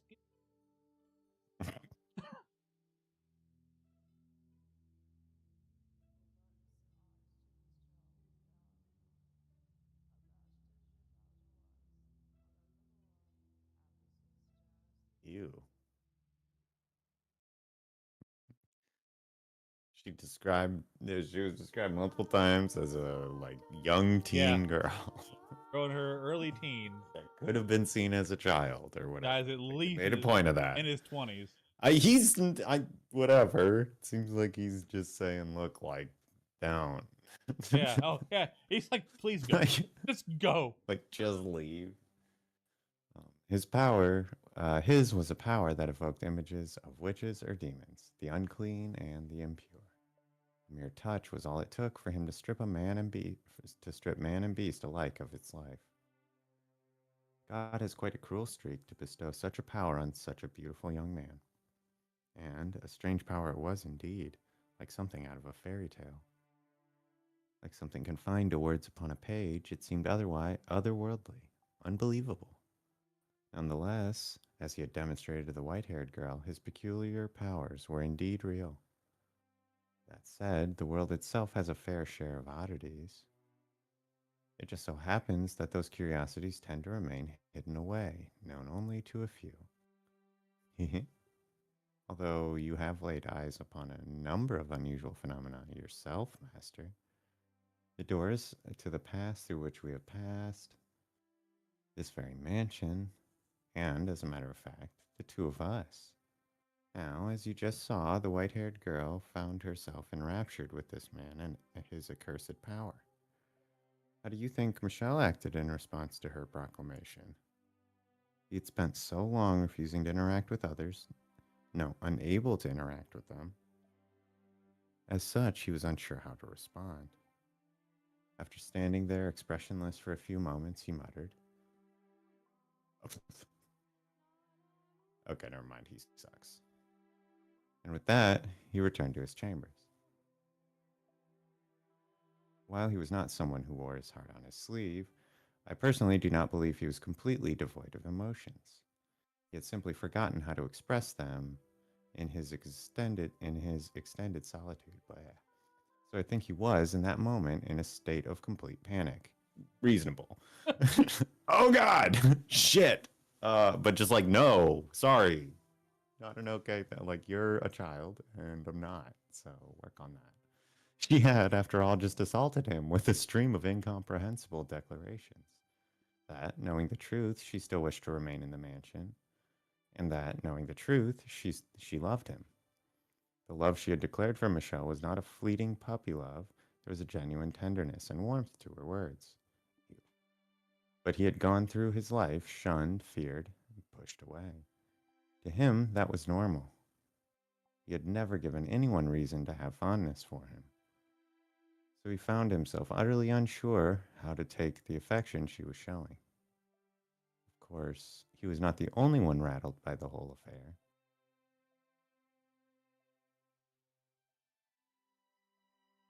Several days had passed since Michelle had asked for time to think. He had still yet to show himself again. The white-haired girl paced anxiously through the halls, on the off chance she might run into him. Why is she still the white-haired girl if she's introduced herself as Giselle now? We got to keep going, Eric. She's lying. She's lying about it. That's not her real name. Okay. As per his request, though, she kept her distance from his chambers. It's going to be some old boy shit. Nevertheless, she was beginning to worry about the fact that he had secluded himself away for so long. So she worked up her courage and made her way to his rooms. Ugh. I might be over. Every step she took was slow and laborious. Her mind raced with worry and doubt. Rather than out of desire to know how he felt, she was compelled by guilt and desire to apologize. After walking for some time, she arrived at a door sitting in an utterly unlit hallway. She drew in a breath of musty air, then let it out, repeating the process several times. Next, she reached her hand up to knock on the door, then pulled it back after doing this a number of times. Oh, how adorable she was. I wanted nothing more than to give her a little nudge. Did you? Where were you, maid? So she's conscious of this. After all, she was too sweet a girl for her worries to be anything but misplaced.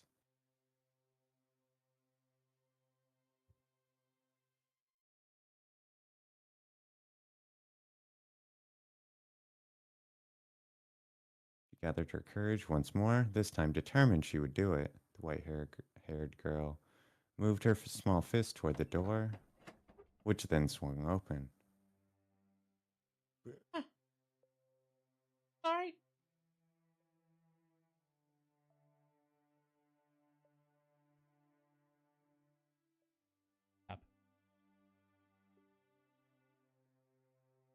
I told you to stay from my kid. A long time debating whether I would, but I really wanted to tell you this.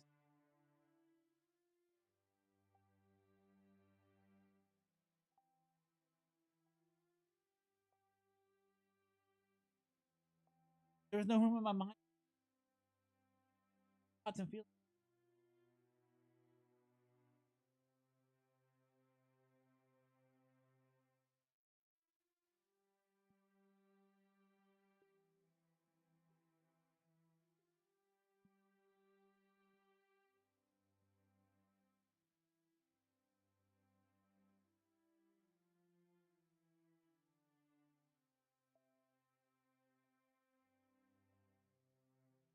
They don't want me.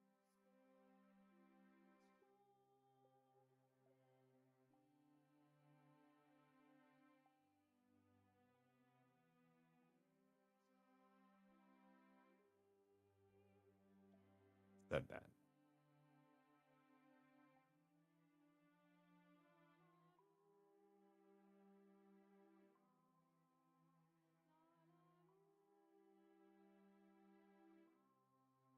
The fuck is with you?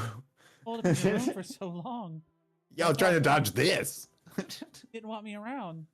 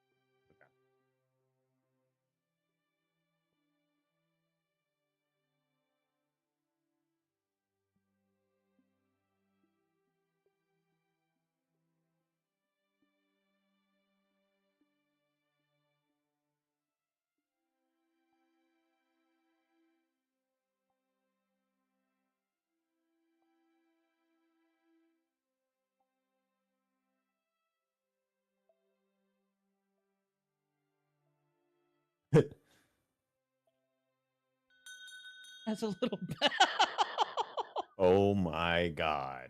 adorable. Please make an effort. Why don't you fucking wear it? Because it's my fucking house.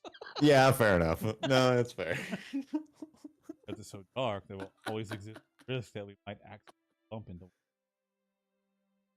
way to risk. Put a fucking bell on her. Didn't leave the room because you were working on this?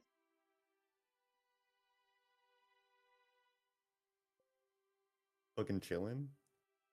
Had put food or the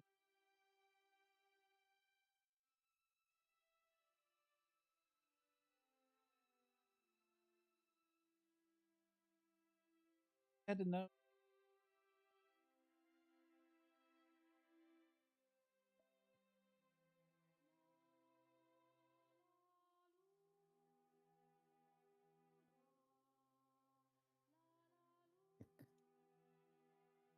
Couldn't be happy. Say the truth. Yeah, you should. Why?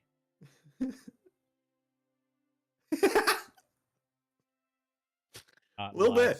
livestock.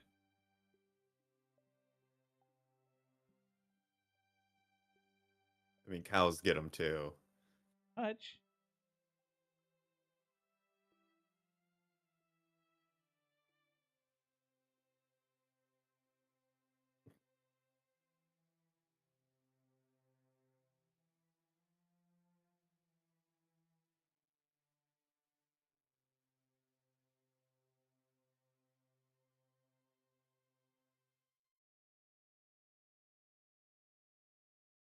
Oh,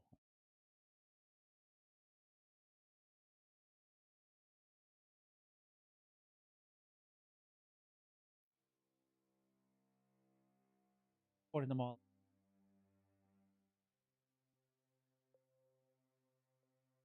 Here's here. Also, sir.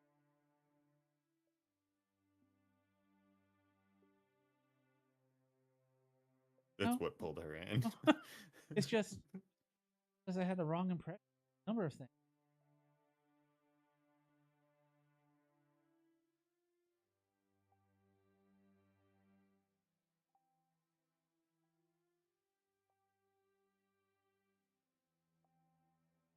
Only do you have aversion to the darkness? You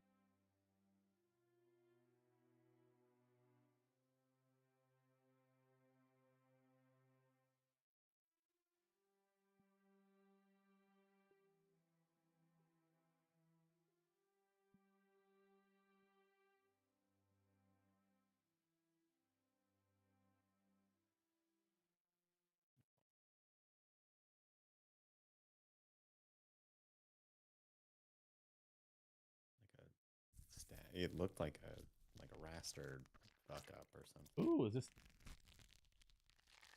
That was maybe, I guess. That was the day when I first saw Giselle. I was wary of Oh her, wait, no, I think this is apprehensive. I me. think this is, yeah, I think that's you. I didn't want her, but it's about.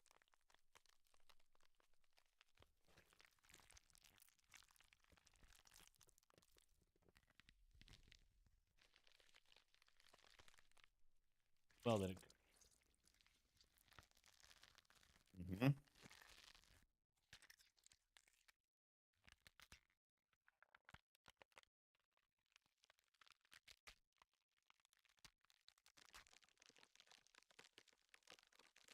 Not getting anything out of those five. Ah, That's what I was seeing. Okay. doing I'm game. just A house in Fata the Morgana. glitch stuff there. Interesting.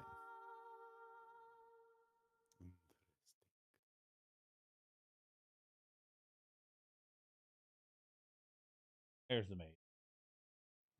That day marked the true beginning of their quiet days together in the dark mansion. They acknowledged and accepted each other's presence, no longer isolating themselves, but actively, regularly conversing.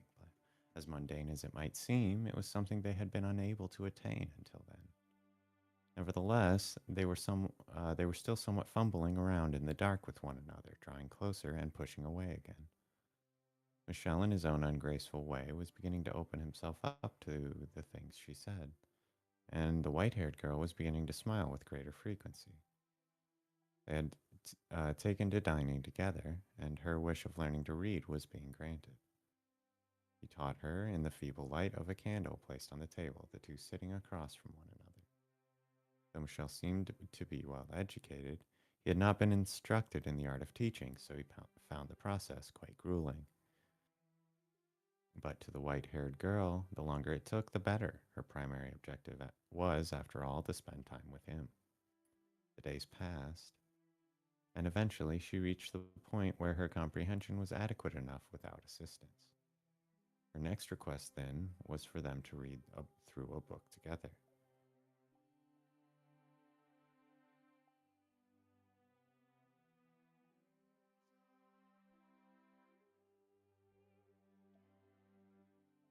Diary of a fiction.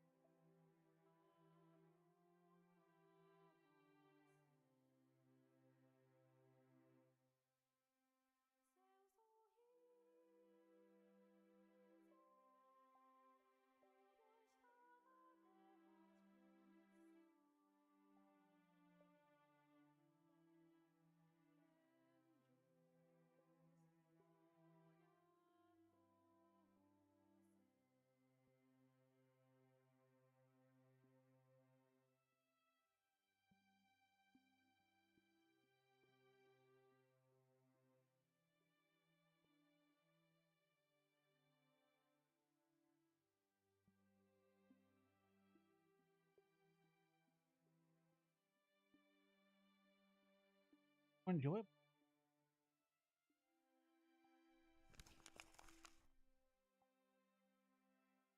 You don't say. Book is the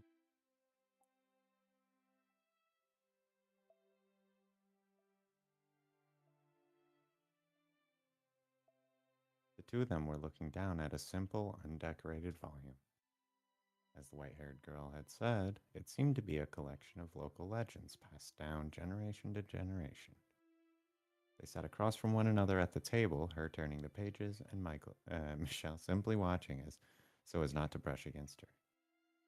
Eventually, his eyes were drawn to a particular word on one of the pages, bringing her hands to a stop. Her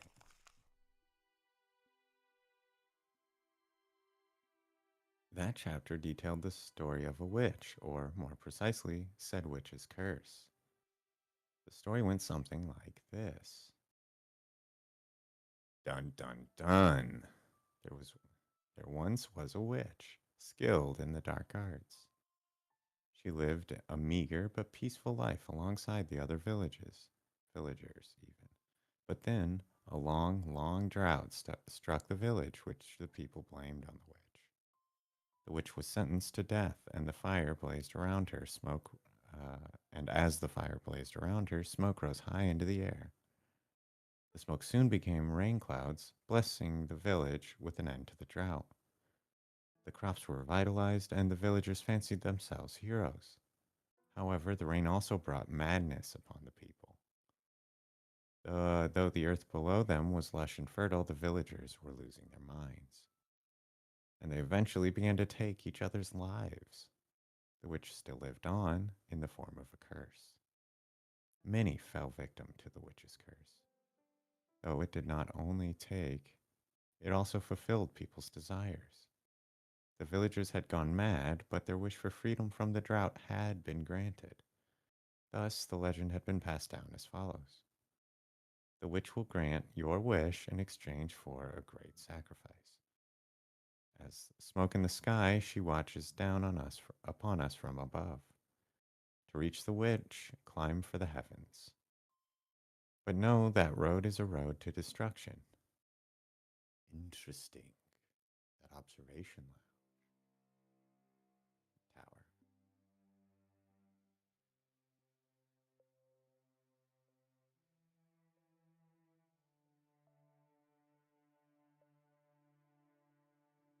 what brought you to this.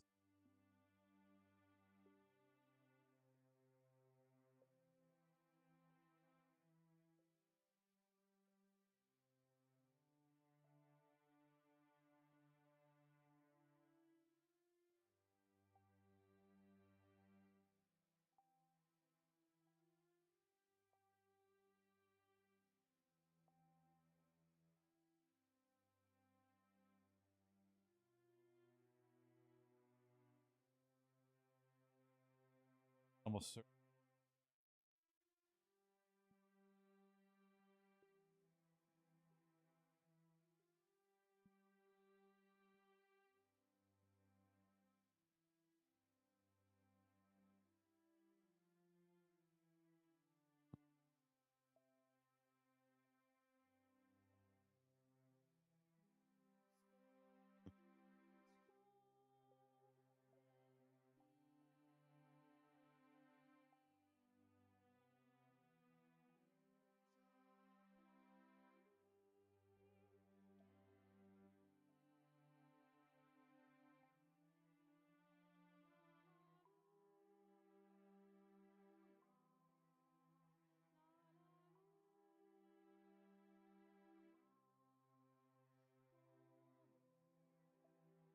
But it was.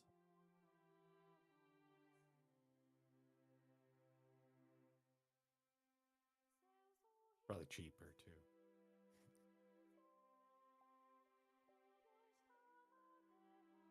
I suspect I know what she was going to say then. If the witch is said to grant wishes, then wouldn't it also attract people who so desperately want something? They do not care what price they must pay?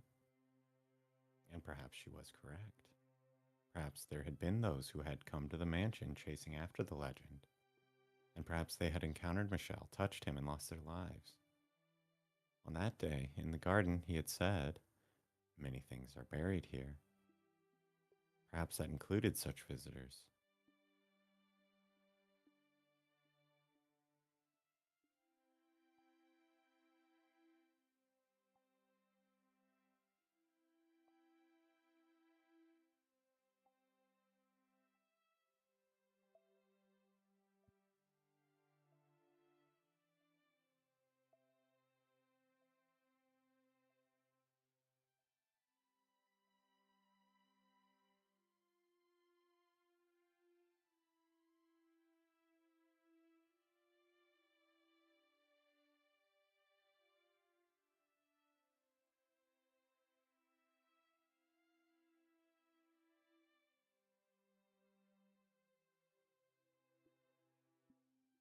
At any rate,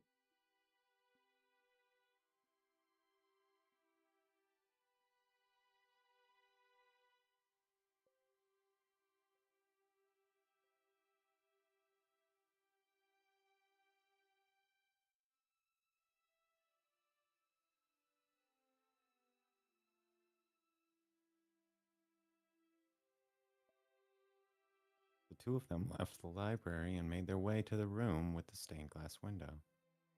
At the far end of that room were the stairs to the observation tower. The tale of the witch had piqued the white haired girl's interest, inspiring her to put herself forward to satisfy that curiosity. She had, after all, been accused of being a witch herself, so she undoubtedly felt an affinity to the legend. What a sweet girl she was. Hmm.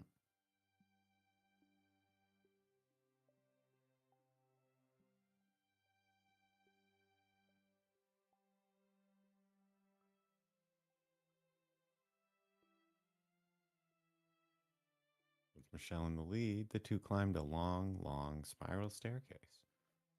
There were many more stairs than the white haired girl had anticipated, and she soon found herself short of breath.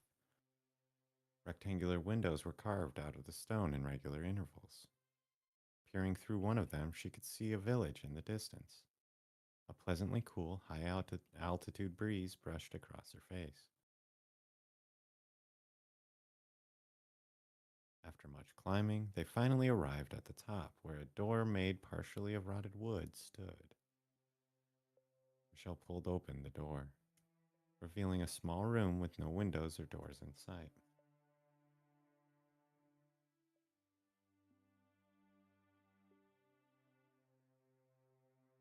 Despite being called an observation tower, you could hardly observe anything from there.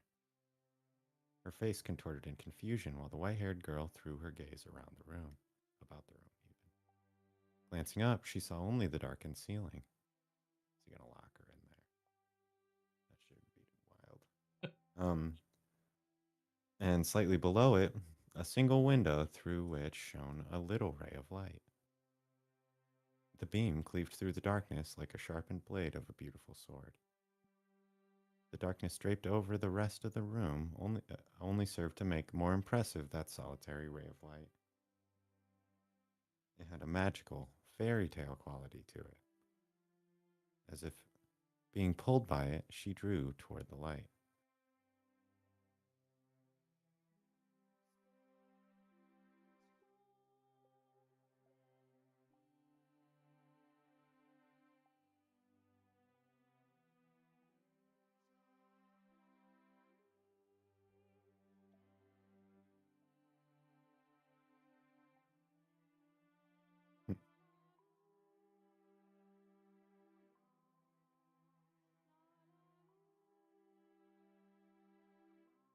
When Michelle's eyes fell upon the white haired girl wrapped in that beam of light, he sputtered to a stop. The man who never flinched at anything, who had long since distanced himself from such stirrings of the heart, was utterly bewitched. Gross. He had never seen her illuminated so vividly before, and he was having a great deal of trouble finding the words to describe her striking beauty. Was it teenager? For someone who had been chased out of her home and accused of being a witch, the white haired girl looked less like a practitioner of the dark arts and more like one of the host of heaven. Michelle undoubtedly felt the same way, for his gaze was affixed firmly upon her.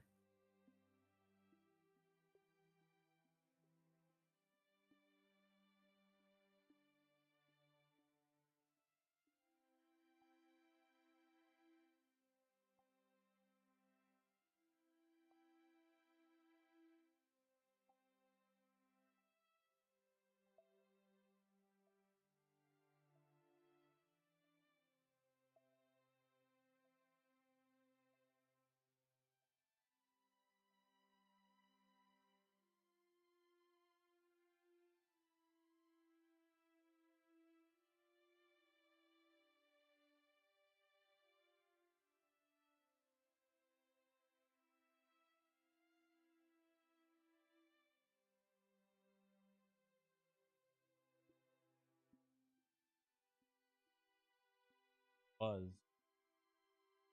also part.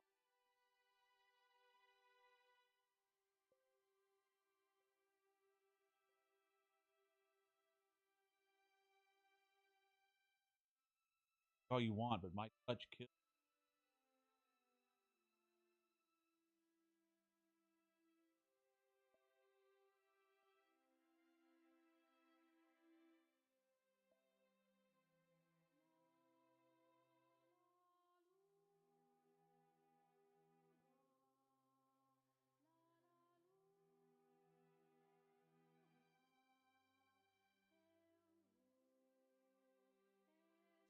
Ah,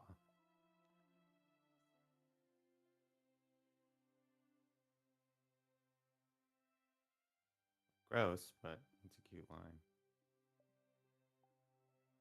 And with nothing ever being.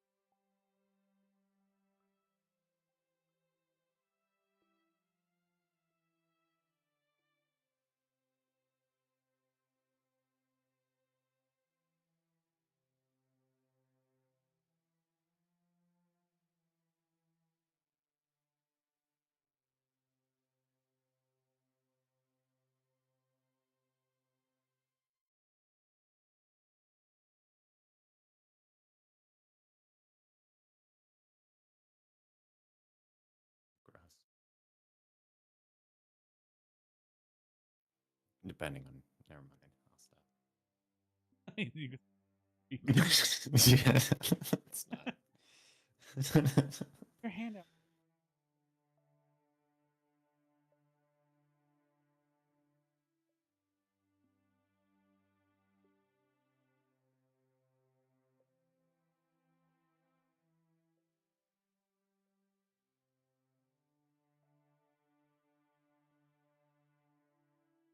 There was a wall between them, a wall they could not cross. For if they did, it would mean the white haired girl's death. No matter how much they yearned for it, they could not touch one another, so they did so within the confines of their imagination, envisioning it in as much detail as they could manage. It was sad but sweet, a moment of pristine, untainted beauty. The two of them emanated serenity, as fitting as the word cursed might have been to the mansion as a whole. At the top of the observation tower, a pure bond was being shared. A fleeting moment between a young man with a cursed touch and a kind hearted, beautiful girl. The dream did not last long, no, for God is quite cruel. They simply wanted to be together, that was all. Their wish was hardly unreasonable. Only a quiet, peaceful life together. But misfortune was creeping ever nearer, its footsteps growing more and more pronounced. Just never have a happy They do not. house in Fata Morgana.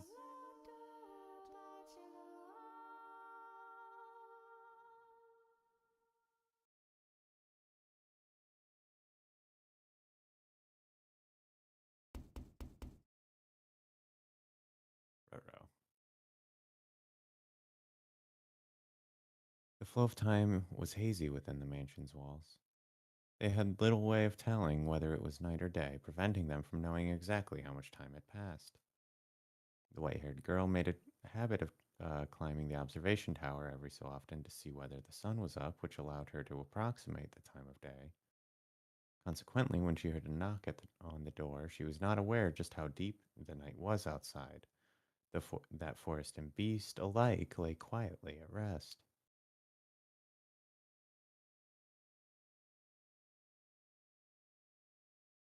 Not thinking it was worth bothering Michelle over, she made her way out of her chambers and headed for the entrance. There had only been a single knock, leading her to conclude that, as before, the servant had simply left the box outside the door. So without a second thought, she opened the door. And there she saw a strange, vagrant man standing in the moonlight. His clothes were tattered, his bearded face bony and emaciated. She gasped, shrinking back several paces. The heavy door began to swing shut, but the man forced it open, glaring down at her with unfocused eyes and mumbling. Are you the witch that'll grant people's wishes? It was in that moment that the white haired girl realized she had been careless. The man had sought out the mansion because he believed the legend of the witch. And he did not seem particularly right of mind either, perhaps a result of wandering through the forest for several days, or perhaps it was because he was so beaten down that he thought to ask for a witch's help. In a word, he seemed mad. Here? Sure there is, don't you lie to me. I can hear the witch's voice. She led me to this house. There isn't. Go on your way. Have you any idea how long it took to find this place? How many days I've gone without food or water? And you're telling me to get lost? I don't know what you want from me.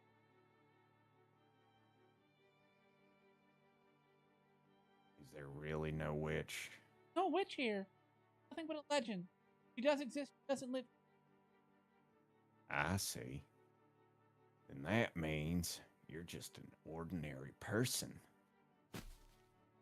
Just a person, just a girl. So there ain't a thing you can do. Oh, God. No, get away from me. What are you doing? I waste. Oh, geez. I waste time waiting for you to get me a little grub when I can just take it all. Yuck. I'm starving here. I'm so hungry I could eat humans. All right, so maybe he's just a cannibal. Yeah, I mean, he may actually be going for food. God, the committed Hopefully. grievous sin. Not ashamed to act in defiance of God? Probably not. God? If I believed in God, would I come begging to a witch? I mean, it requires, right? I mean, you can't get power from the devil, generally speaking, without the whatever. If I don't fear him, and I sure as hell don't fear people. He's gonna show up to a house in the middle of nowhere. Who's gonna call me out? I think this is supposed to be the Cockney one. Oh well. Who's gonna stop me? No one, that's who. No one's gonna stop me, and no one's gonna offer me salvation. Ah, there's a thought. Oh God, there you go. You're a woman, so before I kill you. What are you doing? What? There are other people here? The white-haired girl lay pinned on the floor beneath the yelling bandit, pleading for help with her ruby eyes. As soon as Michelle grasped the situation, he tossed his candlestick aside and leapt for the man. The candlestick gave a sharp clang when it hit the floor. The impact extinguished the flame, bringing the mansion into near-perfect darkness. Something glinted in the bandit's hand, and then, without hesitation, he thrust it at Michael. Michelle, yeah. Oh. Oh. Ha ha ha! How stupid must you be to come at me unarmed? In his hand, the man held a knife, its tip dripping with Michael's blood. Red spilled from the gash in his arm, the flowing growing heavier with each passing moment. You're the only other person here by the looks of it, eh? Perfect, I'll take you both out. What?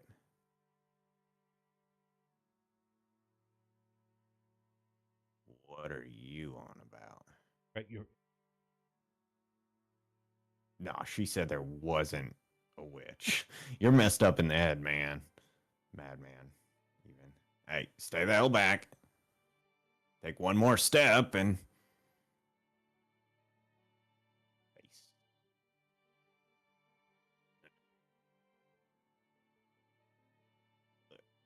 Let go! Michelle clenched the man's face in one hand. The man raised his knife to strike back, but.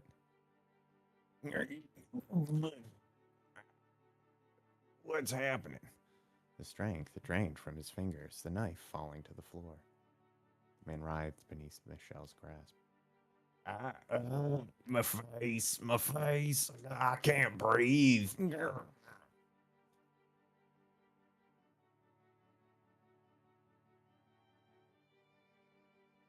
Ah, ah, ah. I wouldn't have let him leave.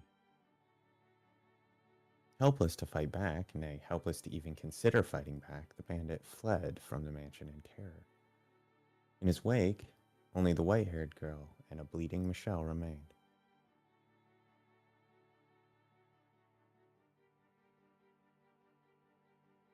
Hi.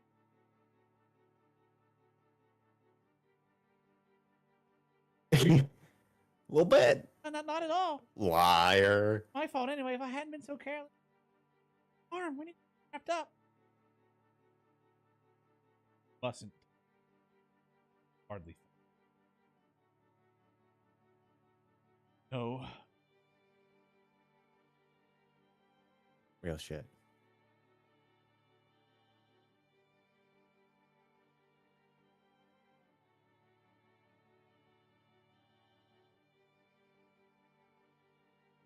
How that I could.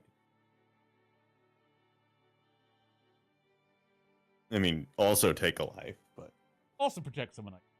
yeah. So Boondary ass.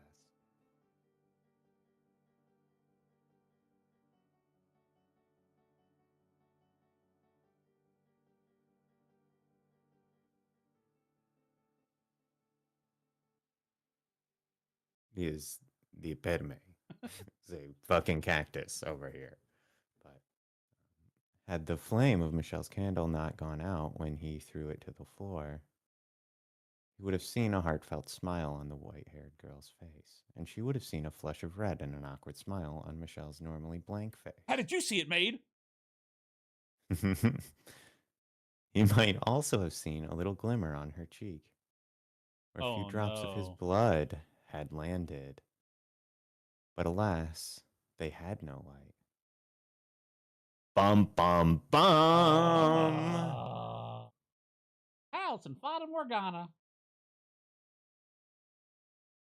That arterial blood flow, it sprays a fair amount. You gotta watch out for that.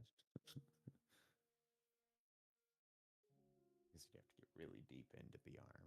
That would be a much more. Anyway. The collapse of their happiness came slowly, gradually. Perhaps it was because she had touched his blood instead of his skin. But the deterioration of the white-haired girl's health crept along at a relaxed pace. The life was not sucked out of her in the blink of an eye as it had been from the bandit. She merely grew progressively less and less healthy. Amidst her physical decay, she was bestowed with one blessing. Her beauty remained untouched. But as far as blessings went, surely there were others she could have been granted. Could God not have picked something a little better for her? By the time the two of them realized what was happening, it was already too late. The white-haired girl had grown so weak she could hardly leave her bed.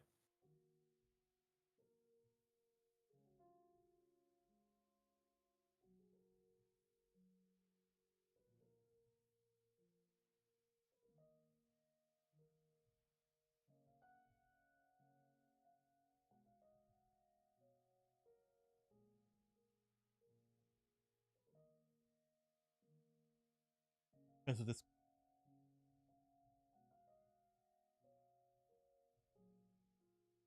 What am I?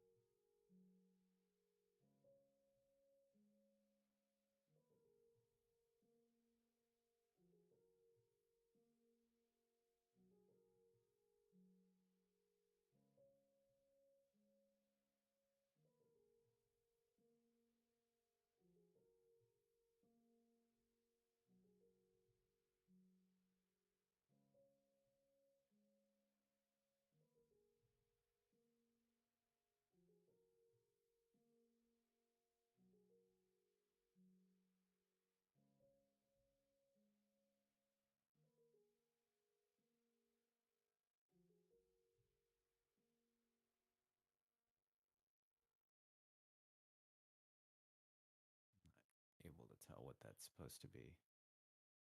Yeah, the whole thing's fucky. Same as the other three. Yeah.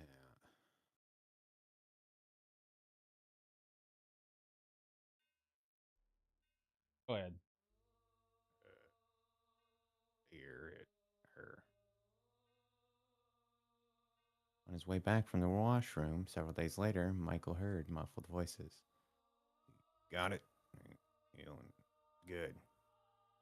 He was having trouble making out what they were saying, but he could tell it was several men, and they were outside the front door. The fact that he could hear them at all through the heavy door meant that they were probably shouting quite loudly.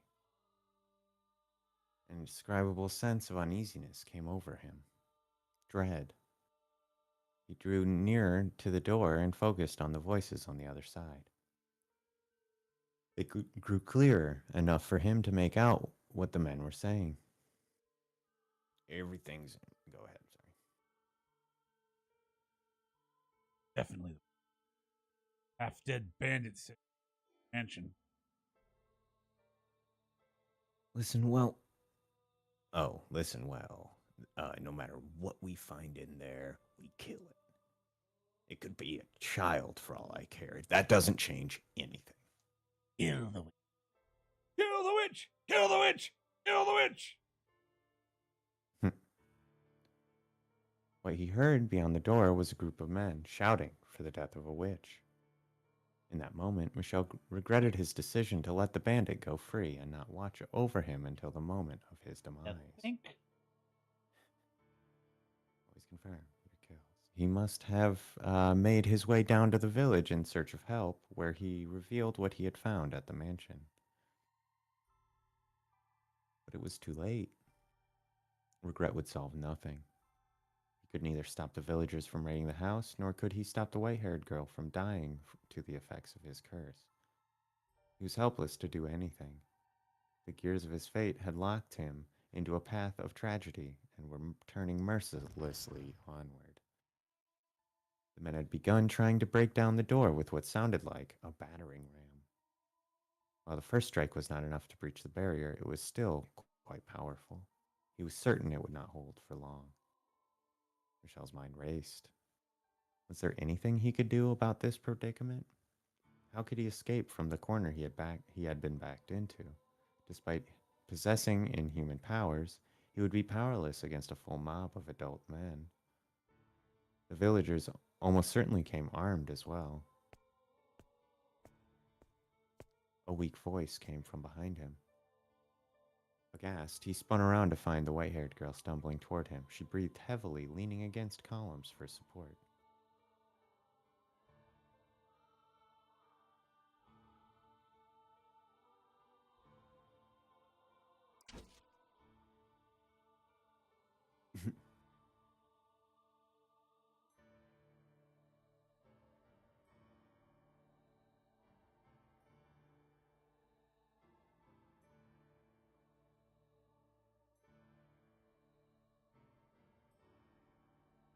Oof.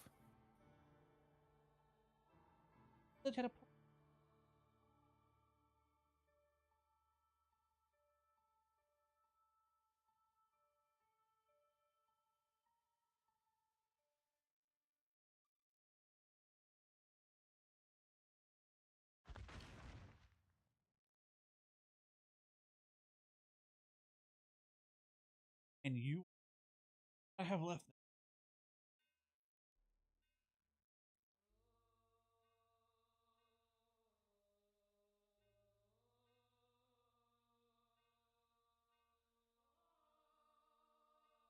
Oh, it's such a.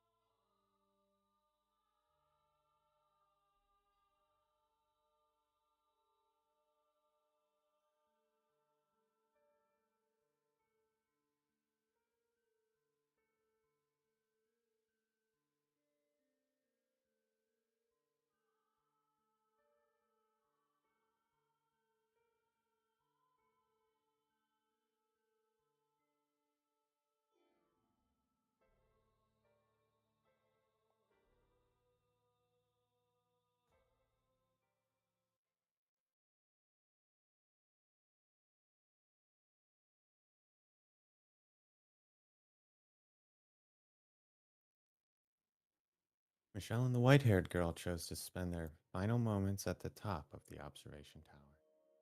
They could hear the crash of the battering ram against the door, the shouts of the men, and their stomping feet. But despite all that, the ray of light shining through the little window was as beautiful as always. The room's air of serenity remained unimpeached. After the long climb to the top, the white haired girl was terribly out of breath. Michelle considered several times offering her his hand, but the possibility of that doing of doing the possibility that doing so might rob her of her last scraps of life stayed his hand.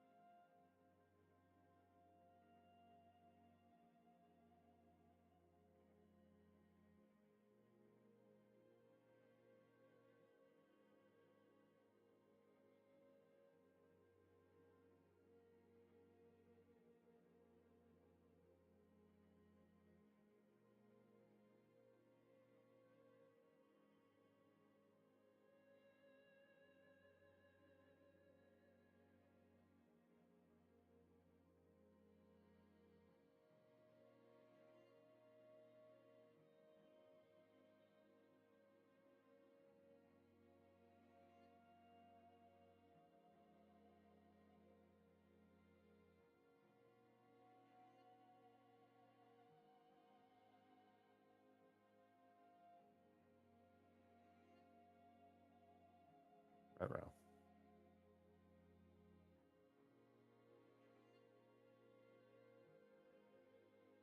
Also, boat to survive. Oh, where are you? Where do you get off to? I can't find her, damn it. Hey, there's some stairs over here. Speed up. Beneath the single ray of light, the white haired girl lay completely still. Not even a frail sigh escaped her closed lips. She remained as gorgeous as ever. It was as though she had simply fallen asleep in the sunlight. Looking down upon her, Michelle determined to do one thing.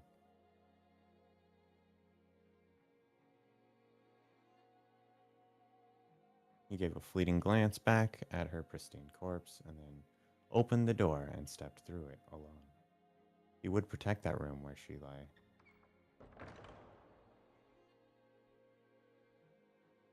Hey, there's someone up here. So this is where you've been hiding, you infernal witch. Wait, that's not the girl. The raucous sound of their footsteps rang up from below. Shortly thereafter, the men themselves came into view. As he had expected, they were heavily armed. He glowered at the men. They then sucked in a deep breath and shouted at the top of his lungs. I am the witch you seek. I who bring calamity upon you. You hear that? But he's a... Man or woman, it doesn't matter. Death to anyone who has ties to the witch. Cleanse the earth of all impurity. Kill him! Kill him! Kill him! Michelle did not flinch at the sight of the men. He stood unyielding between them and the door. He did not flinch when they raised their weapons against him, nor when they pierced his body.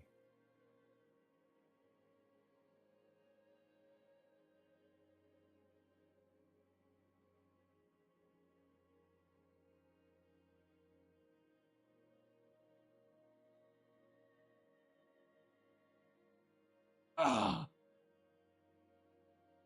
Die. Take your curse with you. I have... It's yours.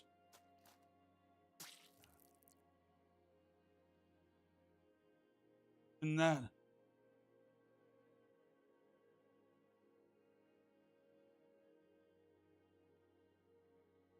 Not even one of you will wither and die by my curse.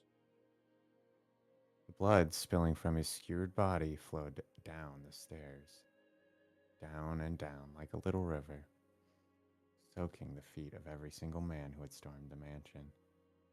This was the last thing he said before the final grains of life slipped between his fingers, which brought a faint smile to his lips.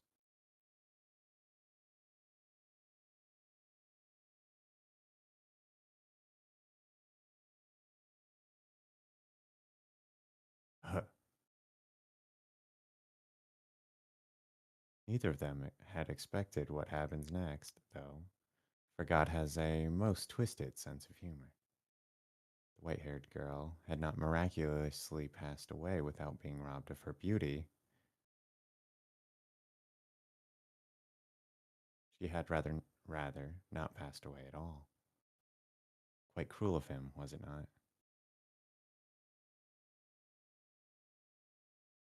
Oh,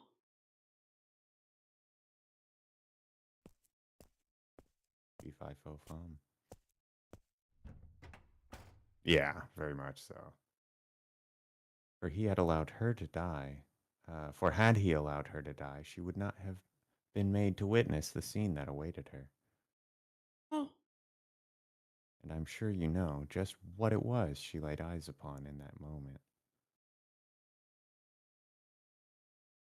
The ravaged corpse of her beloved, a torrent of blood streaming down, down, down that spiral staircase, and the sickening stench it raised.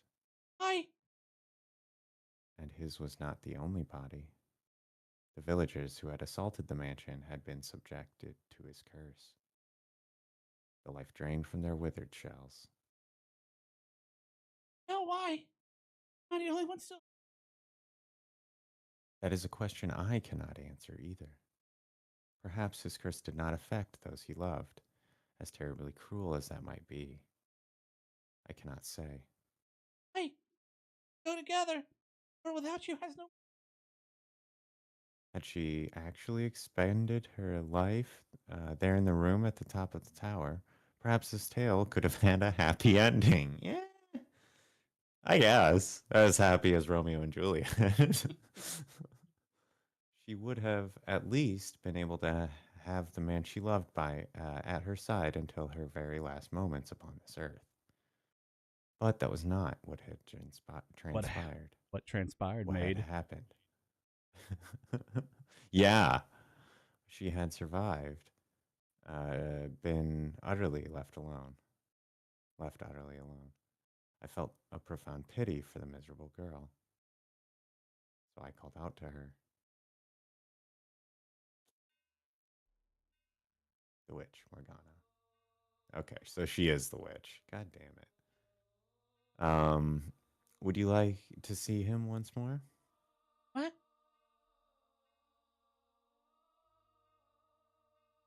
I have the power to help you meet him again. Who's there? Where are you? You know what they call this mansion. So who do you suppose remains on these grounds? No way. You're legend. You. Now I asked you a simple question. Would you like to see him again?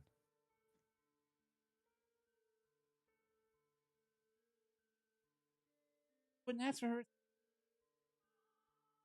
Changed. I've lost him.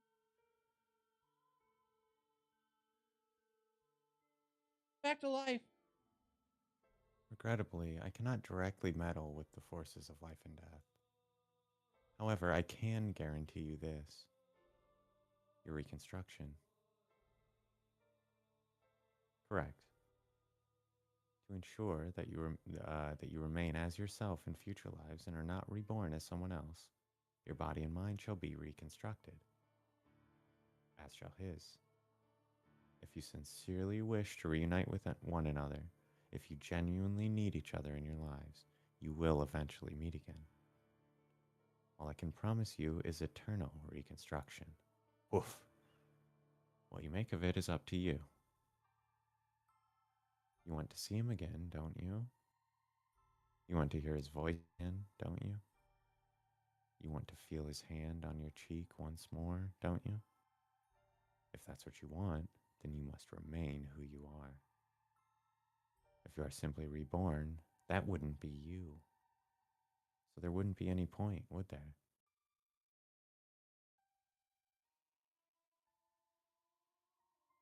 Make up your mind quickly. I will not wait long. Want to see him again? As you wish, sweet little girl. Shall grant you both eternal reconstruction, and pray with all my heart that you can attain true happiness. Shortly thereafter, the white haired girl took her own life. She decided she had nothing to gain by remaining in the present time, and in order to reunite with Michelle, she needed to make her way on to the next life, something else. There's another line in there. Yeah, you jumped past one of them, I think. But it's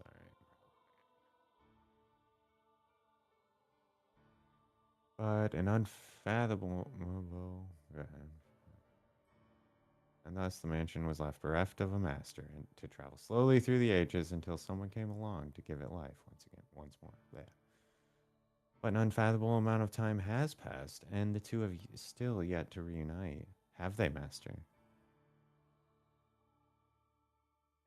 Wow. He's got to be the guy, then. Unless he's the white haired girl? I don't know. One of the two. There's a reason we're going a little long here. I want you to see. There's a conclusion here. Fair enough. Gotcha. You know now who you are, do you not? You remember everything now, do you not? You were present in every single era. It's got to be the white-haired girl then. The reason for which is as I described in the previous tale. Because you yearned to be reunited with someone. That person never showed up in any era. And poor, sweet you, having no memory of any of that, lived those lives with other men. Is it any surprise misfortune befell those eras then? The door swung closed. Oh, I guess that was your. But rather than outside, departed in the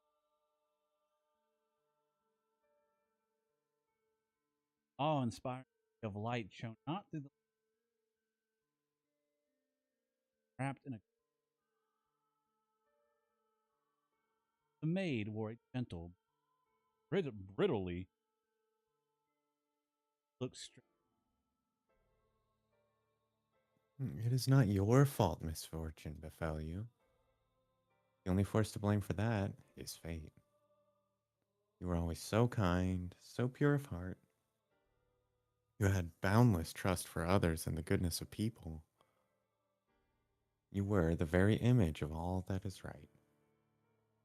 There is no greater misfortune than someone as pure and beautiful as you, being mercilessly thrown into the grinding gears of tragedy again and again.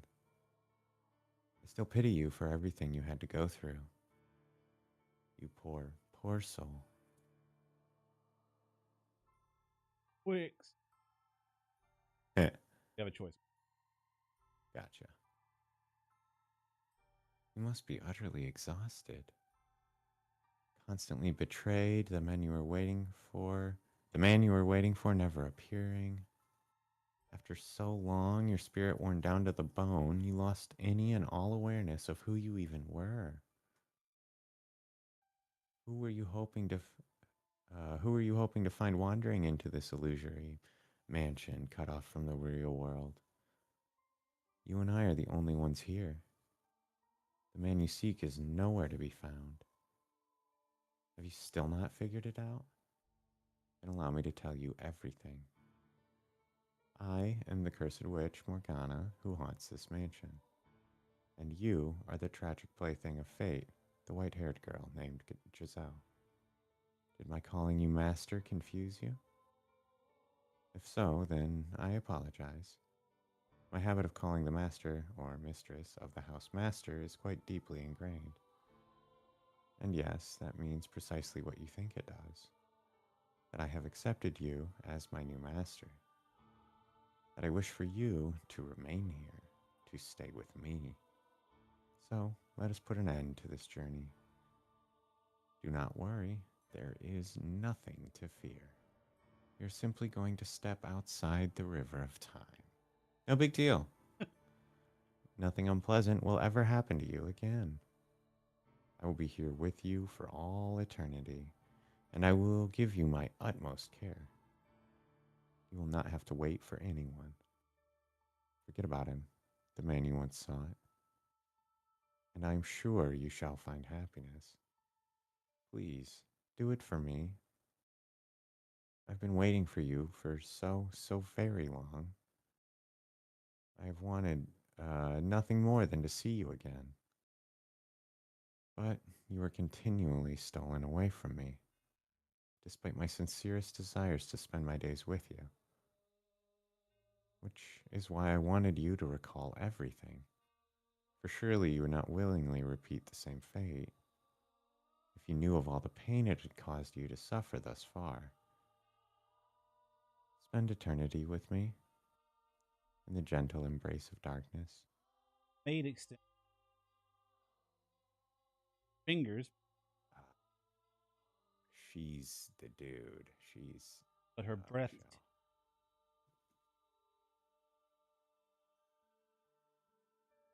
departed thought back on his. She had, in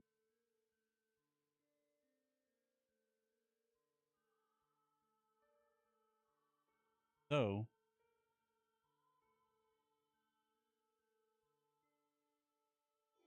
They keep calling him he.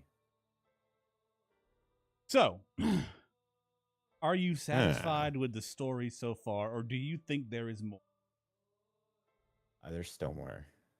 Absolutely. There is still more to be done. This is ending one. This is ending two.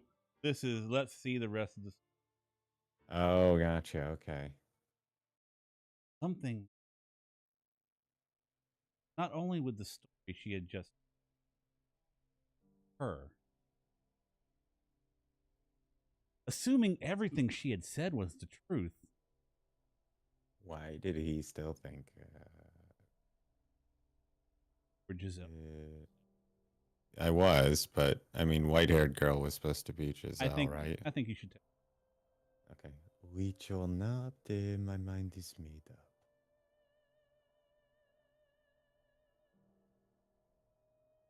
You seem to be doing just fine. It's only a tale.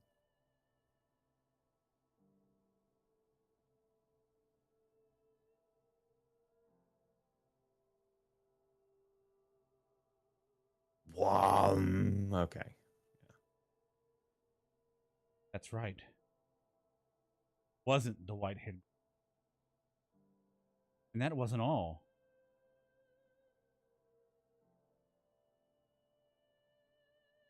Or do you mean to reclaim your old self no matter the cost?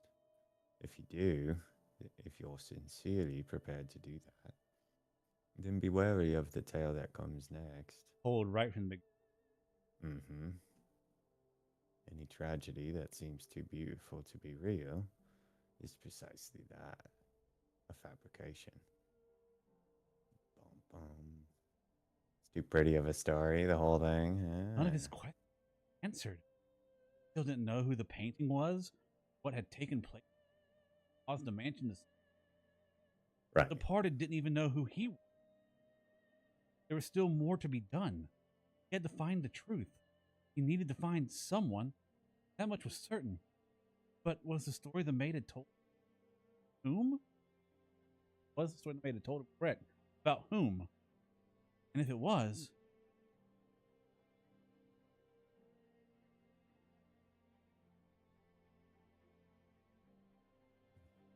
about her? What about the woman whose name he couldn't say? The woman who had so cheerfully called. Has to be a real. We agreed that we would live together, not just in the same house, so we've got plenty of time to add more to the list. And I hope you can make your own list about me, too. This is just the beginning, after all. We've got a long time ahead of us. Plenty enough to get to know each other, no?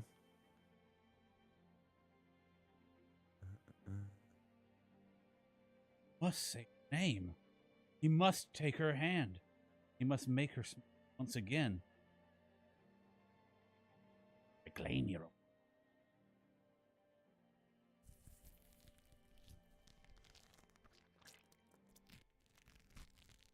Dark, dark, dark, dark, dark. Come on. Constantly engulfed in darkness. Hey, every single time, I'll give you a. Must escape. The reason. Oh, I've got a wonderful idea. I came here. Curse them. Think of new ways to talk. All be happier if you think about it. Stay here in this world. You'll be right at home. No, I did the best. Nothing more. This is not where I belong. No matter how much of a world darkness may suit me, I must reclaim my true self. Yeah, right. It's Let's not like do there's it. a great option otherwise. This is brilliant. You have any idea how terrible a decision that is? Have any idea why I fabricated that story? It was all so stupid. Darkness suit. Remember when someone told you not too long ago you couldn't handle the story on your own? You were able to bear tragedy? That had been your. You couldn't possibly have.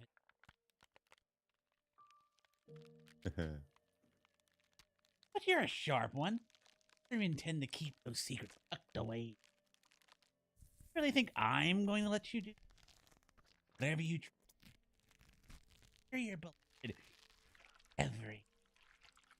No. How foolish can you be? Despite all my encouragement, you still insist on getting your old self back? What do you have to gain from that? Filthy, ugly tragedy awaits you down this path. Your hopes up, my dear. There's nothing there. Nothing. I might. You should just take it. No salvation for anywhere. None at all. Anywhere. From anyone ever. Desperate. He has long since lost all grip on reality. You think there's anything you could do for her now? Despite having repeatedly failed to even regain yourself? Well, I suppose if you're going to be stubborn, much as I don't want to, I'll have to place curse on your soul. That's right. The white-haired girl.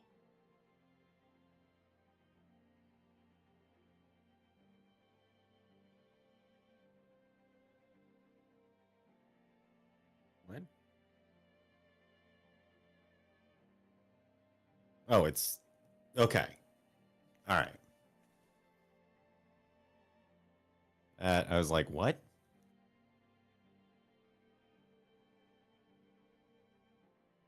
What? Oh, a lie. What do you mean? Not some tragedy. The story you told was pure fantasy. No, that was the truth. That was where it all began. Because of what happened then, you spent innumerable years lost until you showed up here and. What? He pulls silhouette, which mind, heart, and Captain Planet. He's no. Uh, who are you? on his mind. Then another.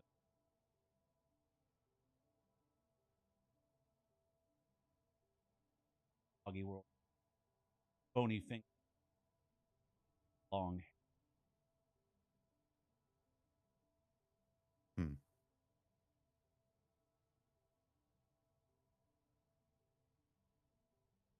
white hair. Mm-hmm.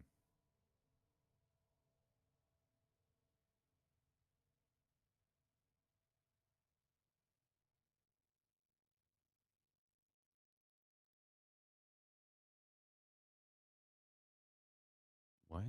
I have no idea what you're talking about. I've always waited for the white haired. White haired girl. There's only, must say her name. She is Elle. You. I am Giselle. I guess I should start doing the French accent. No, no, I am not Giselle. I am a servant of the house.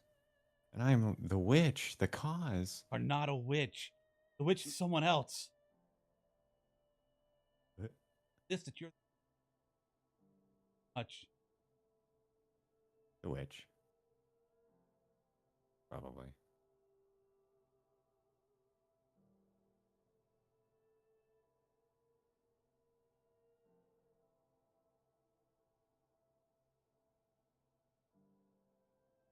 That was her. We're past. I'm sure this is Giselle, but right, she. I must remember. Cannot end until Hmm. I need to fix. Not even present in this thing about it had been changed. Past I lived in the wounds she not wrapped in film affair. That was the final tale. And it was all true. That's how it happened. It was a bittersweet story. Did you not see this? Yes, it was a beautiful. But was there a scrap of humanity behind the three doors? There had been constant ugliness, conflicting motivations. There was hardly a trace of that behind. The characters felt like nothing more. Is that what you wanted to turn? Is that what you want our history? Uh, our history? Our. But I don't. I don't remember anything at all. No, I don't want to. I don't need a past or a future. All I have left inside me is uncertainty. No, no. That's not that's not my name. Please stop trying to confuse me. I'm fine with things as the way they are. If it means I don't have to hurt, that's all I want. So please, just let me keep being the maid. Let me keep being a guide, not some foolish girl.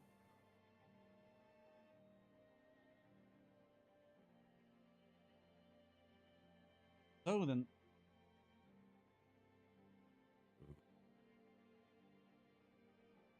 Oh man, that's tough. I don't Dave, know. Okay. but not remembering it. Okay. I would feel weird about that in real life, Yeah, but I feel like that's probably the better story. no matter what she says, I know I'm right. She doesn't reclaim her old self. I'll never get to hear her name again. Selfish here. What Can't names? do that. We're afraid of what you might find. I haven't gotten everything. Let's open the real door. There are no other doors to open. Because it exists. Not a door with Wow. physical. Oof. I The door to. Are you fucking kidding me? grasp her naturally, and that can't lead the both reclaim. Find the what we might not let go. Mustn't let.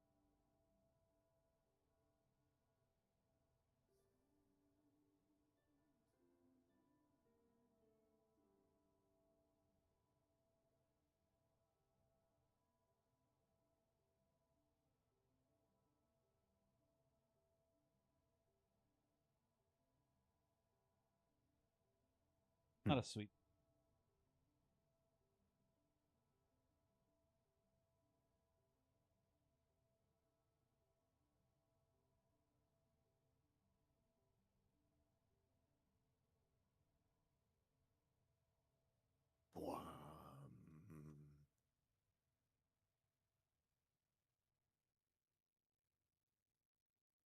The real fourth door. Nope. Fifth door. Like a glitch. Huh.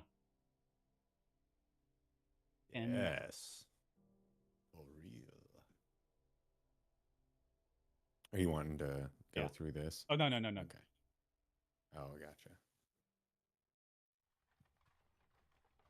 Save. Good times. Good times. Nice little subversion there. Yeah.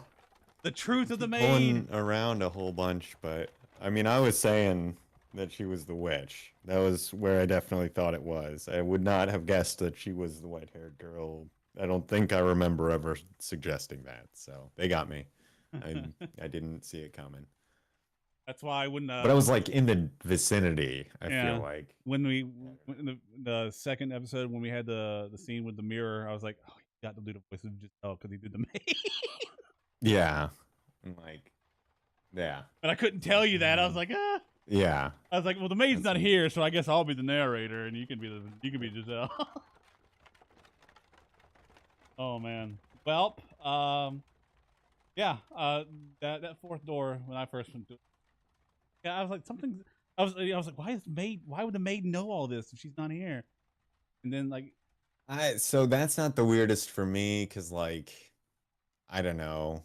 How does she know any of this? How is she still alive? What the fuck's happened? You know, like all of those questions still feel like they, we'll get answers. you know, the Don't like worry. weird magic stuff solves a lot of those problems. The like whatever the hell's going on with the mansion, if she's like some component of it, or the witch, like I was kind of convincing myself. Yeah.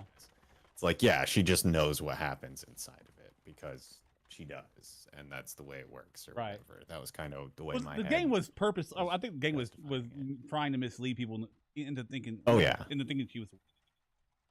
Yeah, it definitely feels like that's. I mean, that's what she said. Yeah, like, she called herself. But that's a lot. Yeah, like she thinks that, but that's not supposed to be the truth. Although, I don't know. I guess there was it's a probably going to time- nail it down. Well, there- that you know this is the reality. But like, Well, there was a time. interesting. Matter of fact, right after we got out of the mirror, and before we got back with the maid, the witch actually spoke to us. Before the maid showed up, so it was like she couldn't be the witch.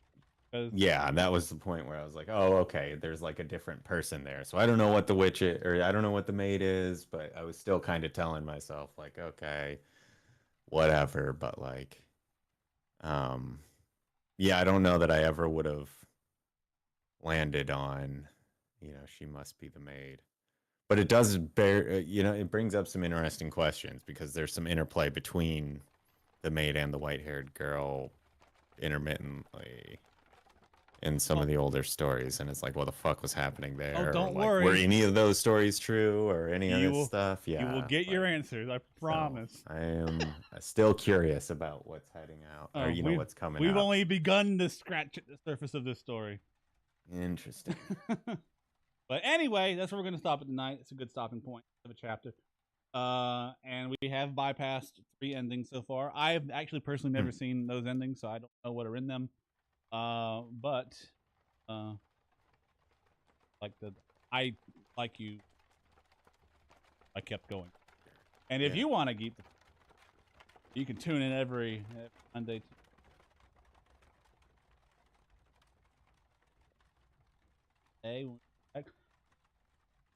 Be around. If you want to get notified of when we go live,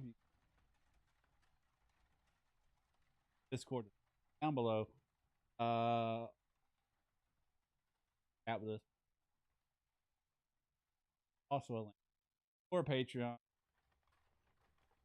Fucker too. Just being here and hanging out is more than enough. Yeah, with that, we'll